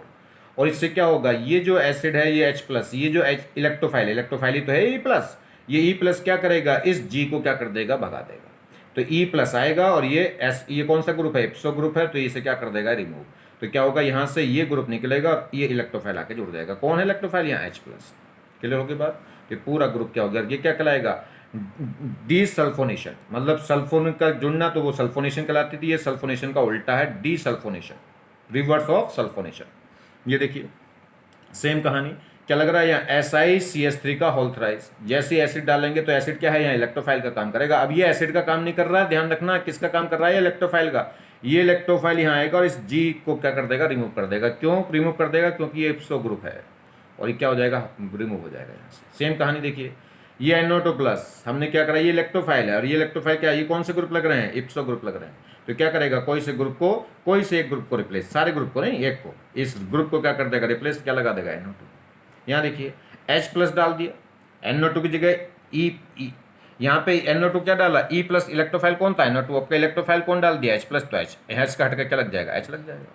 अगर NO2 डाला तो NO2 लग जाएगा, H डाल लें तो H लग जाएगा। कौन किसको हटा के, इप्सो ग्रुप को हटा के क्या लग जाएगा, E प्लस लग जाएगा। चलिए जैसे क्वेश्चन देखिए कुछ, ये क्वेश्चन है, इसको हम क्या कर रहे हैं, ये कौन सी रिएक्शन है, क्लेशन रीअरेंजमेंट, क्लेशन रीअरेंजमेंट है। इसमें क्या होगा, ये पार्ट क्या होता था, ऑर्थो या पैरा पे लगता था, मगर इसकी दोनों ऑर्थो और पैरा घिरी हुई हैं, तो ये रीअरेंजमेंट नहीं हो सकता। तो हीट करने से रीअरेंजमेंट होता था, मगर ये हो नहीं सकता, क्योंकि इसमें ये ग्रुप कहाँ जाकर रीअरेंज होकर कहाँ लगता था, ऑर्थो या पैरा पर, ऑर्थो भी घिरी हुई है और पैरा भी, तो इसलिए नो रिएक्शन। इस केस में देखिए, अगर हम इसको क्या करें, अब इसी में इप्सो कराएं, इसमें ऑर्थो घिरी हुई है और पैरा भी घिरी हुई, मगर जो पैरा पोजीशन घिरी है वो किससे घिरी हुई है, इप्सो ग्रुप से। और इप्सो ग्रुप अगर कहीं जरूरत पड़े तो तुरंत ये क्या हो जाता है, ग्रुप रिप्लेस हो जाता है, हट जाता है। आगे बस समझ में नहीं। तो यहाँ पे हीट करके जब क्लेशन रिएरेंजमेंट कराएंगे तो यहाँ क्लेशन रिएरेंजमेंट भी होगा और इप्सो रिएक्शन भी होगी, मतलब ये ग्रुप हटेगा भी और ये आके यहाँ लगेगा भी। ये क्या हो जाएगी, एक तो डीसल्फोनेशन हो जाएगा, मतलब इप्सो ग्रुप हट जाएगा, इप्सो ग्रुप हट जाएगा तो ये पैरा पोजीशन पे आके लगेगा, तो पैरा पोजीशन पे तो बिल्कुल जो कार्बन ऑक्सीजन के थ्रू जुड़ा होता है वही कार्बन आके जुड़ जाता है, बिल्कुल वैसे का वैसे ही। तो इसमें क्या हो गया, इप्सो सब्स्टिट्यूशन भी हो गई और साथ में क्या हो गया, क्लेशन रिएरेंजमेंट भी हो गया। तो ipso group are attach then Claisen rearrangement is possible. अगर ऑर्थो या पैरा पोजीशन पे इप्सो ग्रुप लगा हो तो फिर क्लेशन रिएरेंजमेंट हो जाएगी। ऑर्थो पैरा पर लगने वाले जो क्लेशन रिएरेंजमेंट है, इप्सो ग्रुप है, वो क्लेशन रिएरेंजमेंट को नहीं रोक पाते, क्योंकि वो आसानी से क्या हो जाते हैं, रिमूव। देखिए जैसे इस एग्जाम्पल की बात करें तो यहाँ पे हम क्लेशन रिएरेंजमेंट कराना चाह रहे हैं हीट करके। कि कंडीशन किसकी है, क्लेशन रिएरेंजमेंट की, क्योंकि ये क्या है, एलाइल पोजीशन वाला क्या लग रहा है, कार्बन। देखिए डबल बॉन्ड से जो एलाइल पोजीशन कार्बन वो ऑक्सीजन से जुड़ रहा है, तो इसमें क्या है, ऑर्थो, और ये ऑर्थो गिरी हुई, ये ऑर्थो पैरा गिरी हुई है। ये और पैरा पे जो ग्रुप है वो रिप्लेस नहीं हो सकता, मगर इस ऑर्थो ग्रुप पे क्या लगा है, इप्सो ग्रुप लगा है, SO3H लगा हो, या CH3 का होल थ्राइज लगा हो, या फिर SiCH3 का होल थ्राइज लगा हो। ये सब क्या होते हैं, इप्सो ग्रुप होते हैं, जो आसानी से क्या हो जाते हैं, रिमूव, या कह सकते हैं क्लेशन रिएरेंजमेंट को अलाउ कर देते हैं। तो जैसे ही क्लेशन रिएरेंजमेंट इस पर आएगा ऑर्थो पर लगने के लिए, तो तुरंत ही हट जाएगा। और जब ऑर्थो पर लगेगा तो किसके थ्रू लगेगा, जो कार्बन ऑक्सीजन से अटैच है उससे अपोजिट वाला जो कार्बन है वो आके जुड़ेगा यहाँ। तो ये स्टार वाला कार्बन इस पर आके जुड़ जाएगा और दो अलग, और इस पर जब इस पर आके लगेगा तो इस पर जो H निकलेगा वो पहुँच जाएगा O पे, वो क्या बन जाएगा, अल्कोहल। सेम कहानी यहाँ देखिए, ये फ्रेश रिएरेंजमेंट है। फ्रेश रिएरेंजमेंट में क्या हो गया, एस्टर होता है, अब ये एस्टर यहाँ से इलेक्ट्रोफाइल जनरेट करता है, लुईस एसिड की प्रेजेंस में क्या करेगा, यहाँ से इलेक्ट्रोफाइल जनरेट करेगा। वो इलेक्ट्रोफाइल ऑर्थो या पैरा पे आके लगता था। अब ऑर्थो तो घिरी हुई है, मगर पैरा भी गिरी हुई है, मगर पैरा पोजीशन पे क्या लगा, इप्सो ग्रुप लगा, तो ये आराम से हट सकता है। जैसे ही आएगा तो ये क्या कर देगा, खुद अपने आप को हटा देगा, तो ये आके लग जाएगी, तो यहाँ पे भी फ्रेश अरेंजमेंट हो जाएगी। यहाँ देखिए अब क्वेश्चन जैसे कह रहा है बेंजीन से हमें क्या बनाना, methyl bromo ortho bromo toluene. Ortho पे क्या लग रहा है, ब्रोमो, और ये क्या है, टॉयलिन। मतलब बेंजीन पे दो ग्रुप लगाने, एक मिथाइल और एक ब्रोमो। तो कह रहा है कैसे लगा सकते हो। तो देखिए जी, एक तरीका है कि आप पहले मिथाइल लगा लो बाद में ब्रोमो लगा लो, एक तरीका है कि आप पहले ब्रोमो लगा लो बाद में मिथाइल लगा लो। तो देखिए अगर मैं बेंजीन पे मिथाइल लगाऊं तो कौन सी रिएक्शन करा दूं, एल्का हैलाइड की रिएक्शन लुईस एसिड की प्रेजेंस में करा दूं। कौन से एल्का हैलाइड की, जितने कार्बन का मुझे एल्का ग्रुप लगाना उतने कार्बन का एल्का हैलाइड ले लिया। और ये कौन सी रिएक्शन कहलाएगी, फिडेलक्राफ्ट एल्काइलेशन। ये लुईस एसिड Cl- को निकालेगा, इससे बनेगा प्लस, और ये प्लस बेंजीन पर जाके जुड़ जाएगा। ये हो गया जी। अब ये CH3 कैसा होता है, एक्टिवेटिंग ग्रुप होता है और ऑर्थो पैरा डायरेक्टिंग ग्रुप होता है। एक तो रिंग को एक्टिवेट कर देगा, जल्दी रिएक्शन होगी, और ऑर्थो पैरा पे कराएगा। अब हम क्या कराएंगे इसमें, ब्रोमिनेशन। Br2 डाल देंगे किसी भी लुईस एसिड की प्रेजेंस में या किसी भी मेटल की प्रेजेंस में। वो क्या करेगा, यहाँ से Br+ जनरेट करेगा, और Br+ क्या करेगा, इसके ऑर्थो या पैरा पे जाकर जोड़ देगा। मगर ऑर्थो और पैरा दोनों प्रोडक्ट बनेंगे। वो अलग बात है कि मेजर प्रोडक्ट कौन सा होता है, पैरा वाला, और हमें बनाना कौन सा था, ऑर्थो। मगर बन जाएगा वो, फिर सेपरेट करना पड़ेगा। आगे बात समझ में नहीं। यहाँ देखिए दूसरा प्रोसेस क्या है कि मैं पहले Br2 जोड़ूं। तो Br2 डाल दिया किसी भी मेटल की प्रेजेंस में या किसी भी लुईस एसिड की प्रेजेंस में, वहां से Br+ निकलेगा, और वो Br+ क्या होगा, वो जो इलेक्ट्रोफाइल होगा Br+ बेंजीन पे अटैक कर जाएगा। अब ये जो हैलोजन होती हैं रिंग को डीएक्टिवेट कर देती हैं, मगर होती ऑर्थो पैरा है, क्योंकि +M होता है। डीएक्टिवेट क्यों करती हैं, क्योंकि -I होता है, और -I स्ट्रॉन्ग होता है +M से हैलोजन के केस में। तो स्लाइटली डीएक्टिवेट होती है, मगर होती ऑर्थो पैरा है। तो आने वाले अब वापस क्या करा देंगे इसमें, फिडेलक्राफ्ट एल्काइलेशन। तो फिडेलक्राफ्ट रिएक्शन थोड़ी मुश्किल होगी, क्योंकि रिंग को थोड़ा सा क्या कर देता है, डीएक्टिवेट, मगर हो जाएगी। तो इसमें क्या होगा, अगर हम करा दें तो क्या करेंगे, ये जो इलेक्ट्रोफाइल है ये ऑर्थो या पैरा पे लग जाएगा। अब ऑर्थो और पैरा, मगर मेजर प्रोडक्ट इसमें भी क्या होगा, पैरा बनाना कौन सा, ऑर्थो वाला। तो अच्छा तरीका है इप्सो का यूज़ करो। आपने क्या लग गया, यहाँ पे क्या कर लिया, मिथाइल।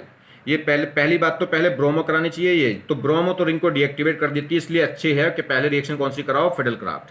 तो फिडेलक्राफ्ट कराओगे तो क्या हो जाएगा, CH3, और CH3 इसको रिंग को थोड़ा और एक्टिवेट कर देगी। मगर अब डायरेक्ट Br2 कराऊंगा तो वो क्या करेगा, ऑर्थो या पैरा पे Br को भेज देगा। मुझे केवल ऑर्थो बनाना, मतलब पैरा को ब्लॉक करना है। तो मैं इस पे क्या कराऊंगा, सल्फोनेशन रिएक्शन करा दूंगा। क्या डाल दूंगा, H2SO4 SO3 की प्रेजेंस में, ये से बोलते हैं फ्यूमिक एसिड, ठीक है। तो इस पे क्या करेंगे हम, यहाँ पे क्या डाल देंगे, ओलियम डाल देंगे, इसे बोलते हैं देखिए H2SO4 डालते हैं, मगर H2S2O7 ये होता क्या है, ये होता है H2SO4 + SO3 का मिक्सचर होता है, इसे बोलते हैं ओलियम। इसमें क्या है, जो सल्फ्यूरिक SO3 है उसकी कंसंट्रेशन थोड़ी बढ़ जाती है, तो ओलियम यूज़ करते हैं, जिससे SO3 की कंसंट्रेशन क्या हो जाए, हाई हो जाए। तो क्या होगा, ये सल्फोनेशन हो जाएगी। सल्फोनेशन भी एक इलेक्ट्रोफिलिक सब्स्टिट्यूशन रिएक्शन है, नेक्स्ट अभी हम पढ़ेंगे उसे। तो ये भी एक इलेक्ट्रोफिलिक सब्स्टिट्यूशन है। ये क्या करेगी, SO3 जोड़ देगी ऑर्थो और पैरा पे। तो ऑर्थो पे भी SO3H और पैरा पे भी SO3H। ये इसमें मेजर होगा, मेजर हो या माइनर हो उससे कोई फर्क नहीं पड़ता, यानी कि ये हमें प्रोडक्ट बन गया, एक ये और एक ये। अब इस वाले यही पहली बात तो यही मेजर है, और इसी को जो मेजर है वो ज़्यादा बनेगा, और उसी को हम ले लें, क्योंकि मुझे मेजर प्रोडक्ट में जो इप्सो ग्रुप है वो किस पे जाके लगा, पैरा पे। और पैरा पे तो लगाना था मुझे, क्योंकि पैरा पोजीशन क्या करनी थी, मुझे ब्लॉक करनी थी। तो पैरा पोजीशन क्या हो गई, ब्लॉक हो गई। दूसरी बात, यही मेजर प्रोडक्ट था, यही मुझे चाहिए। तो यहाँ पे क्या है, पैरा पोजीशन पे क्या हो गया, SO3H लग गया, और ये क्या है, इप्सो ग्रुप है। अब क्या कराऊंगा, इस पे ब्रोमिनेशन कराऊंगा। जब ब्रोमिनेशन कराऊंगा तो इसके थ्रू होगी रिएक्शन, के इसके थ्रू, जो एक्टिवेटिंग रिंग है, जो एक्टिवेटिंग ग्रुप है, ये एक्टिवेटिंग ग्रुप होता है, ये डीएक्टिवेटिंग होता है। तो जो रिएक्शन होगी इलेक्ट्रोफिलिक सब्स्टिट्यूशन, वो किसके थ्रू होती है, एक्टिवेटिंग ग्रुप के थ्रू। तो एक्टिवेटिंग के ऑर्थो या पैरा पे लगेगी। इसका पैरा तो घिरा हुआ है, तो किस पे लग जाएगी, इसके ऑर्थो पे। तो ऑर्थो पे क्या आ गया, Br। अब पैरा पे तो नहीं आया Br, सिर्फ ऑर्थो पे आया। अब इसे आराम से निकाल सकता हूं। कैसे डाल दूंगा, कोई भी एसिड डाल दूं, डाइल्यूट H2SO4 डाल दो, निकेट डीसल्फोनेशन करा दो। इसमें क्या करेंगे, HN डाल देंगे, तो तुरंत इसको खींच के ले जाएगा बाहर, और इसको खींच के ले जाएगा बाहर। देखो प्योर प्रोडक्ट बन जाएगा जो हमें बनाना था। तो here SO3H is used as a blocking agent. तो यहाँ पे जो SO3H है वो कैसे यूज किया गया, ब्लॉकिंग ग्रुप की तरह। और पैरा पोजीशन को उसने क्या कर दिया, ब्लॉक, जिससे अब Br सिर्फ और सिर्फ किस पे गई, ऑर्थो पोजीशन पर, वहीं हमें चाहिए थी। तो देखिए ये बात मैं आपको पहले भी कई बार बता चुका हूँ। Activating group always deciding the position in the ring. अगर रिंग पे एक से ज़्यादा ग्रुप लग रहे हो, और एक मान लो एक्टिवेटिंग हो और एक डीएक्टिवेटिंग हो, तो कौन से ग्रुप से डिसाइड होगी पोजीशन, जो एक्टिवेटिंग ग्रुप है। डीएक्टिवेटिंग ग्रुप कभी भी पोजीशन डिसाइड नहीं करेगा। अगर दोनों ही एक्टिवेटिंग हो तो जो मोर एक्टिवेटिंग ग्रुप है उससे डिसाइड होगी पोजीशन। नॉट पॉइंट नेक्स्ट क्या है, दिस मेथड लाइक कौन सा पाथ, जो थर्ड पाथ हमने लिया था, थर्ड पाथ कौन सा लिया था जिसमें हमने सल्फोनेशन करा के क्या लगा लिया था, एक इप्सो ग्रुप लगा लिया था, जिससे इप्सो ग्रुप से क्या कर ली थी, पैरा पोजीशन ब्लॉक कर ली थी। तो कह रहा है दिस मेथड लाइक, जैसे पाथ कौन सा था, third, is use for the preparation of orthos product by blocking para position with the इप्सो group which is the replace in the last step. जो नेक्स्ट स्टेप, जो लास्ट स्टेप में क्या कर देंगे, उसे रिप्लेस कर देंगे। ठीक है, देखिए ये कह रहा है जैसे बेंजीन से हमें क्या बनाना है, एक बेंजीन पे एक इथाइल ग्रुप लगाना और एक NO2, ये दो ग्रुप इस पर अटैच करने हैं। अगर मैं पहले NO2 ग्रुप जोड़ दूं तो ये तो डीएक्टिवेटिंग है, और डीएक्टिवेटिंग है तो रिंग को डीएक्टिवेट भी कर देगा, और -M है तो और क्या कर देगा, मेटा डायरेक्टिंग। तो फिर तो ऑर्थो पे लगना है, ऑर्थो पे, और ये अगर इसे पहले लगा दिया तो एक तो रिंग को डीएक्टिवेट कर देगा, और ये कैसा है, -M है तो डीएक्टिवेट करेगा, और एक मेटा डायरेक्टिंग है, तो फिर आने वाले इथाइल को कहाँ भेजेगा, ये मेटा पे। तो इसको तो पहले लगाए नहीं, तो पहले किसको लगाएं, इथाइल को। और जब पहले इथाइल को लगाएंगे तो इथाइल एक एक्टिवेटिंग ग्रुप है जो इसको रिंग को एक्टिवेट कर देगा, और ऑर्थो पैरा डायरेक्टिंग होगा, तो आने वाली नाइट्रो को ऑर्थो पे भेजेगा और पैरा पे। हमें सिर्फ ऑर्थो पे लानी, तो पैरा पोजीशन को हम ब्लॉक कर देंगे, किससे, इप्सो ग्रुप लगा के। तो देखिए हम क्या करेंगे, पहले इथाइल क्लोराइड की रिएक्शन करा देंगे लुईस एसिड की प्रेजेंस में बेंजीन से। कौन सी रिएक्शन कहलाएगी, ये फिडेलक्राफ्ट एल्काइलेशन। ये लुईस एसिड Cl- को निकाल कर कार्बन कैटायन जनरेट करेगा, और ये इलेक्ट्रोफाइल क्या होगा, इथाइल इस पे बेंजीन पे जाके जुड़ जाएगा। अब नाइट्रेशन करने से पहले क्या करा देंगे, इस पे सल्फोनेशन। तो सल्फोनेशन क्या करेंगे, ओलियम डाल देंगे। ओलियम क्या करता है, जो ओलियम रिच सोर्स होता है SO3 का, तो ये ओलियम डालेंगे तो इस क्या करेगा, इसके ऑर्थो और पैरा पे क्या लगा देगा, सल्फोनेशन करा देगा, और ये मेजर प्रोडक्ट होगा। और मेजर प्रोडक्ट की ही हम क्या करा देंगे, नाइट्रेशन। नाइट्रेशन में क्या होगा, NO2 ग्रुप लग जाएगा इस ग्रुप के अकॉर्डिंग, जो एक्टिवेटिंग ग्रुप है इसके अकॉर्डिंग। तो ऑर्थो या पैरा पे, पैरा घिरी हुई है तो बस ऑर्थो पे लग जाएगा। ठीक है, लेफ्ट लगाओ या राइट लगाओ, एक ही बात है। अब क्या करेंगे, नेक्स्ट स्टेप में इसको हटा देंगे। इसको हटाने के लिए क्या करेंगे, कोई भी H+ डाल देंगे जो डाइल्यूट एसिड से आया हो, डाइल्यूट H2SO4 हो, डाइल्यूट HCl हो, वो क्या कर देगा, इसे रिमूव कर देगा। ध्यान रहे, ये बात भी पूछ लेता है एग्जाम में कि डाइल्यूट H2SO4 डालूंगा कि कंसंट्रेटेड, तो ध्यान रखना डाइल्यूट डालेंगे इसे हटाने के लिए। डाइल्यूट एसिड कोई भी, वो क्या करेगा, इस इप्सो ग्रुप को रिप्लेस कर देगा यहाँ से। अब देखते हैं सल्फोनेशन। सल्फोनेशन भी एक एरोमेटिक इलेक्ट्रोफिलिक सब्स्टिट्यूशन का एग्जाम्पल है। तो देखिए सल्फोनेशन में क्या होता है, बेंजीन की रिएक्शन कराएंगे कंसंट्रेटेड H2SO4 से, या फिर कराते हैं H2S2O7 से, इसे बोलते हैं ओलियम। ठीक, इन दोनों में से किसी की रिएक्शन कराएं और उससे क्या हो जाएगा, ये सल्फोनेशन हो जाएगा। बेंजीन पे क्या है, सल्फो ग्रुप आके लग जाता है SO3H। क्लियर होगी बात। ये क्या है, एक इलेक्ट्रोफिलिक सब्स्टिट्यूशन रिएक्शन है, एरोमेटिक इलेक्ट्रोफिलिक सब्स्टिट्यूशन, और इसमें जो इलेक्ट्रोफाइल होता है वो कौन होता है, SO3 होता है। ध्यान दीजिए, अगर हमने कंसंट्रेटेड H2SO4 लिया है तो कंसंट्रेटेड H2SO4 क्या होता है, पुअर सोर्स होता है किसका, SO3 का। तो अगर हमने H2S2O7 लिया, मतलब ओलियम लिया है, तो ये रिच सोर्स होता है किसका, SO3 का। और जो सल्फोनेशन की जो रिएक्शन का रेट है वो डायरेक्टली प्रोपोर्शनल होगा SO3 की कंसंट्रेशन। जितनी ज़्यादा SO3 की कंसंट्रेशन होगी उतनी रिएक्शन क्या होगी, फास्ट। और SO3 इसमें क्या होता है, इलेक्ट्रोफाइल। तो रेट ऑफ सल्फोनेशन वो डायरेक्टली प्रोपोर्शनल होगी किसके, कंसंट्रेशन ऑफ SO3। और जितनी ज़्यादा SO3 की कंसंट्रेशन आएगी उतनी सल्फोनेशन फास्ट होगी। इसलिए कौन सा अच्छा बेटर रहेगा, ओलियम बेटर रहेगा, क्योंकि ओलियम क्या है, रिच सोर्स होता है SO3 का, जबकि कंसंट्रेटेड H2SO4 क्या होता है, पुअर सोर्स होता है SO3 का। देखिए ये कह रहा है with concentrated H2SO4 sulphonation is a very slow reversible process. अगर हम क्या करेंगे, सल्फोनेशन कराएं किसके साथ, कंसंट्रेटेड H2SO4 के साथ, तो ये क्या होगी, वेरी स्लो रिवर्सिबल प्रोसेस होगा। रिएक्शन स्लो होगी और कैसी होगी, रिवर्सिबल भी होगी, यानी कि रिवर्स आएगी। दूसरा, but with H2S2O7 sulphonation is fast in comparison of concentrated H2SO4। अगर हम क्या करें, कंसंट्रेटेड H2SO4 की जगह हम क्या यूज करें, H2S2O7 करें, ओलियम यूज करें। ओलियम को ऐसा लिख सकते हैं H2S2O7, या लिख सकते हैं H2SO4 प्लस SO3। तो अगर कंसंट्रेटेड H2SO4 की जगह H2S2O7 यूज करेंगे तो सल्फोनेशन फास्ट हो जाएगी as comparison to concentrated H2SO4। Mechanism इसका क्या होता है, when concentrated H2SO4 is given, जब हमें concentrated H2SO4 given है तो देखिए क्या मैकेनिज्म होगा, दो H2SO4 आपस में क्या करते हैं, कंबाइन। H2SO4 के दो मॉलिक्यूल आपस में कंबाइन करेंगे, एक पे से H+ निकल के दूसरे पे चला जाएगा, इसका H+ निकल के इस पे जुड़ जाएगा, मतलब एक बेस की तरह काम कर, एक एसिड की तरह काम कर जाएगा और एक बेस की तरह। ध्यान दीजिए, दोनों मॉलिक्यूल H2SO4 के हैं, और मगर एक किसकी तरह काम कर रहा है, एसिड की तरह, और एक बेस की तरह। तो ये बात भी पूछी जा सकती है। तो यहाँ क्या होगा, H प्लस यहाँ से निकल के इस पे चला जाएगा तो ये बन जाएगा OH2 प्लस और वो हो जाएगा O माइनस। क्लियर। अब यहाँ से क्या होगा, यहाँ से वाटर, जैसे ही वाटर क्या है एक वाटर लिविंग ग्रुप होता है, जैसे N2 गैस O2 गैस, ऐसी वाटर भी क्या है एक वाटर लिविंग ग्रुप होगा। तुरंत जैसे ही OH2 प्लस बनेगा तो यहाँ से वाटर निकल जाएगा, वाटर निकल जाएगा तो इस पर क्या आ जाएगा प्लस, और जैसे ही इस पे प्लस आएगा तो अब ये जो HSO4 माइनस था ये इसके H प्लस को खींच लेगा। जैसे ही ऐसे यहाँ से H प्लस खींचेगा तो यहाँ बनेगा माइनस, और माइनस प्लस क्या बना देंगे बॉन्ड, और ये क्या हो जाएगा SO3, और ये SO3 हो गया। और ये SO3 क्या है एक इलेक्ट्रोफाइल होगा। ये कैसे इलेक्ट्रोफाइल है जिस पे कहीं प्लस तो है नहीं SO3 पे।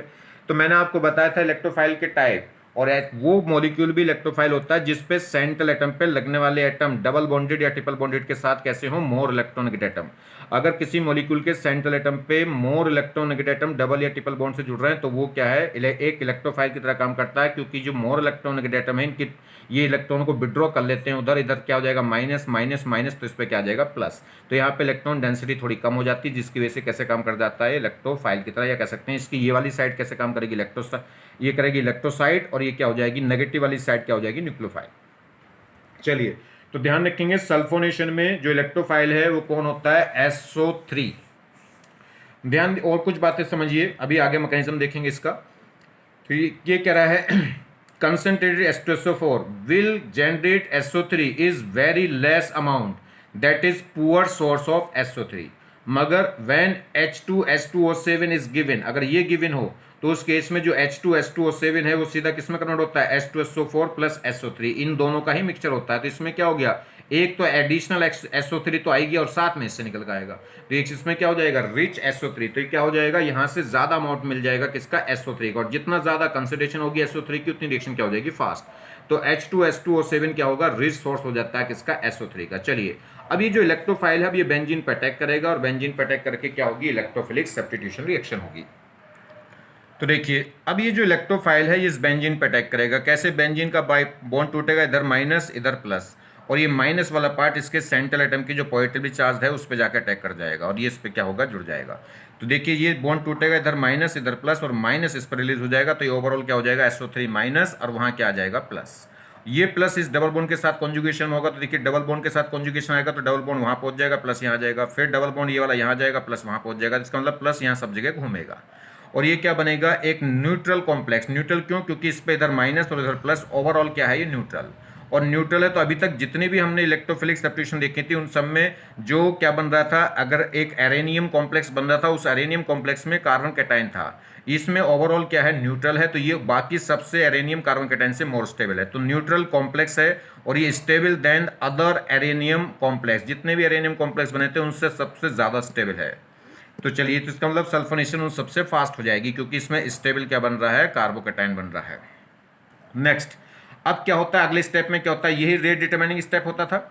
अब इसमें अगले स्टेप में क्या होता था, यहाँ से जब ये इलेक्ट्रोफाइल जुड़ गया तो H प्लस निकल के भागता था, तो यहाँ से ये जो बाकी नेगेटिव वाला पार्ट पड़ा होता है वो किसकी तरह काम करता है बेस की तरह, तो ये बेस क्या करेगा इसके H प्लस को खींचेगा, जैसे H प्लस खींचेगा तो यहाँ क्या बन जाएगा माइनस, और ये माइनस प्लस क्या बना देंगे बॉन्ड क्या बन जाएगी बेंजीन, और ये क्या निकल गया H2SO4 एसिड।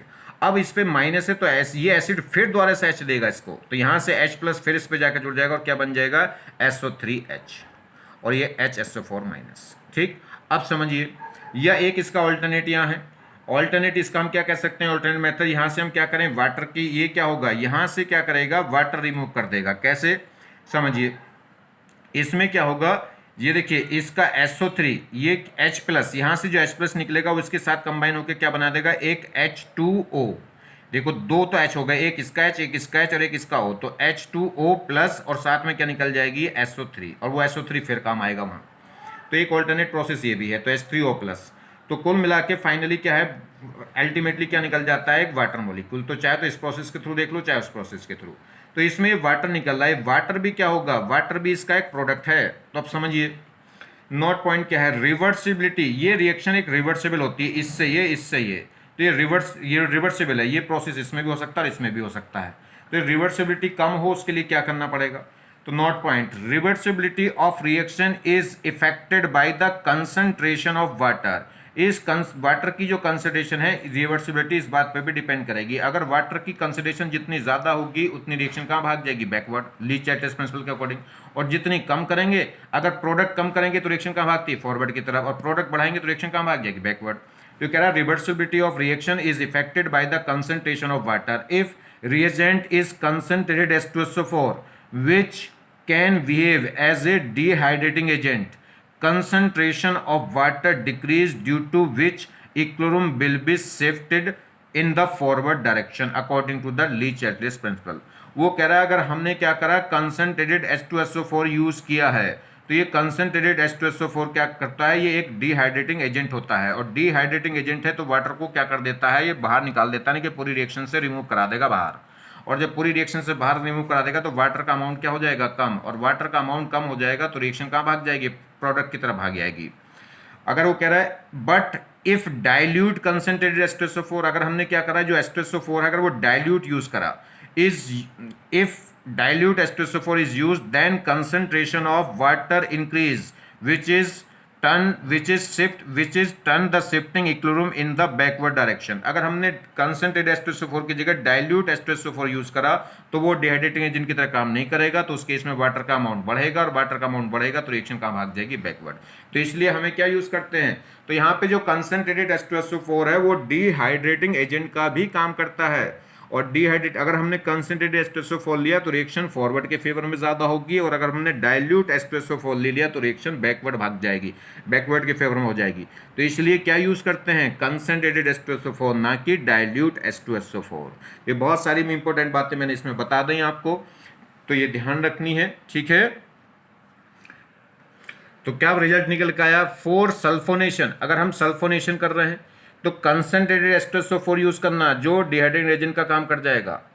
तो for sulphonation concentrated H2SO4 should be used, and for desulphonation, अगर सल्फोनेशन को हटाना है, अभी देखा था हमने पीछे जिसे इप्सो ग्रुप बोलते थे, तो for desulphonation dilute sulphuric acid should be use. तो उसके अगर हमें रिवर्स रिएक्शन चलानी है तो हम क्या करेंगे, तो देखिए मैंने अभी बताया था कि अगर डाइल्यूट सल्फ्यूरिक एसिड लिया तो रिएक्शन रिवर्स भाग जाएगी, रिवर्स भाग जाएगी मतलब डीसल्फोनेशन हो जाएगा, मतलब इप्सो ग्रुप क्या हो जाएगा, रिमूव हो जाएगा।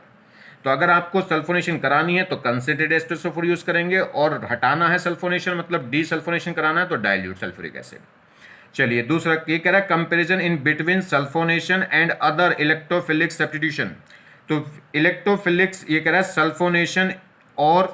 सल्फोनेशन और ये कह सकते हैं iodination, other electrophilic substitution reaction like जैसे कि नाइट्रेशन। ये अगर हम बात करें सल्फोनेशन या हैलोजनेशन में एक आयोडोनेशन थी, ये दोनों ही रिएक्शन क्या है, रिवर्सेबल, और बाकी सारी रिएक्शन कैसी थी, इरिवर्सेबल। आयोडोनेशन का अगर केस आपको याद हो तो इस केस में रिएक्शन क्या हो गई थी, इस केस में भी रिएक्शन इरिवर्सेबल हो गई थी, इसलिए हमने क्या डालना पड़ा था, एक स्ट्रॉन्ग ऑक्सीडाइजिंग एजेंट जो HI को क्या कर रहा था, रिड्यूस, जिससे रिएक्शन फॉरवर्ड हुई थी। तो सल्फोनेशन और एक आयोडोनेशन, इन दोनों को बात करें तो ये रिवर्सेबल होती थी, जबकि बाकी जितनी भी इलेक्ट्रोफिलिक सब्स्टिट्यूशन थी जैसे नाइट्रेशन है, फिडेलक्राफ्ट है, वो सब क्या थी, इरिवर्सेबल थी।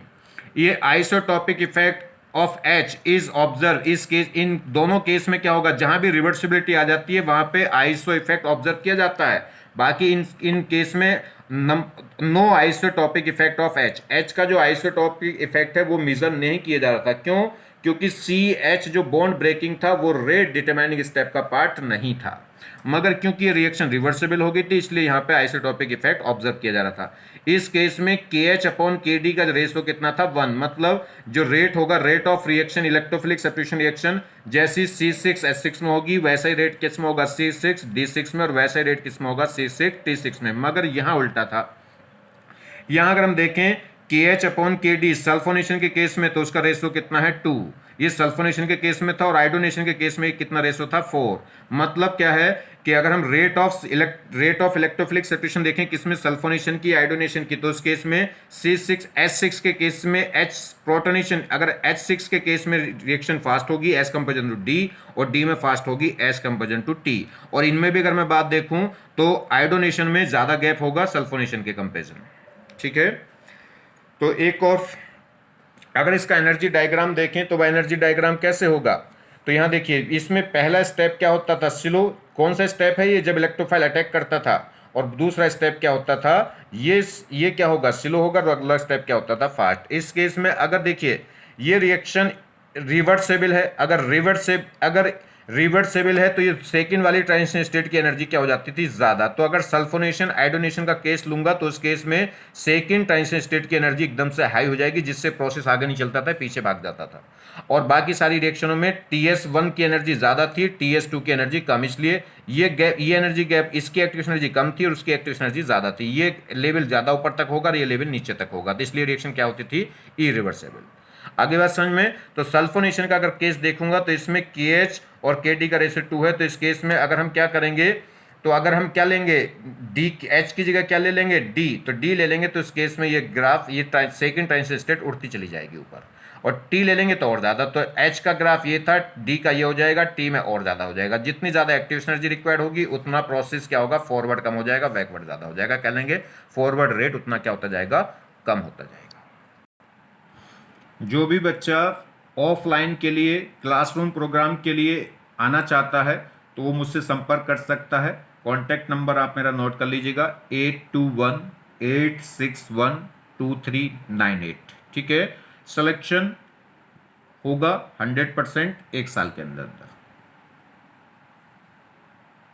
थैंक्स।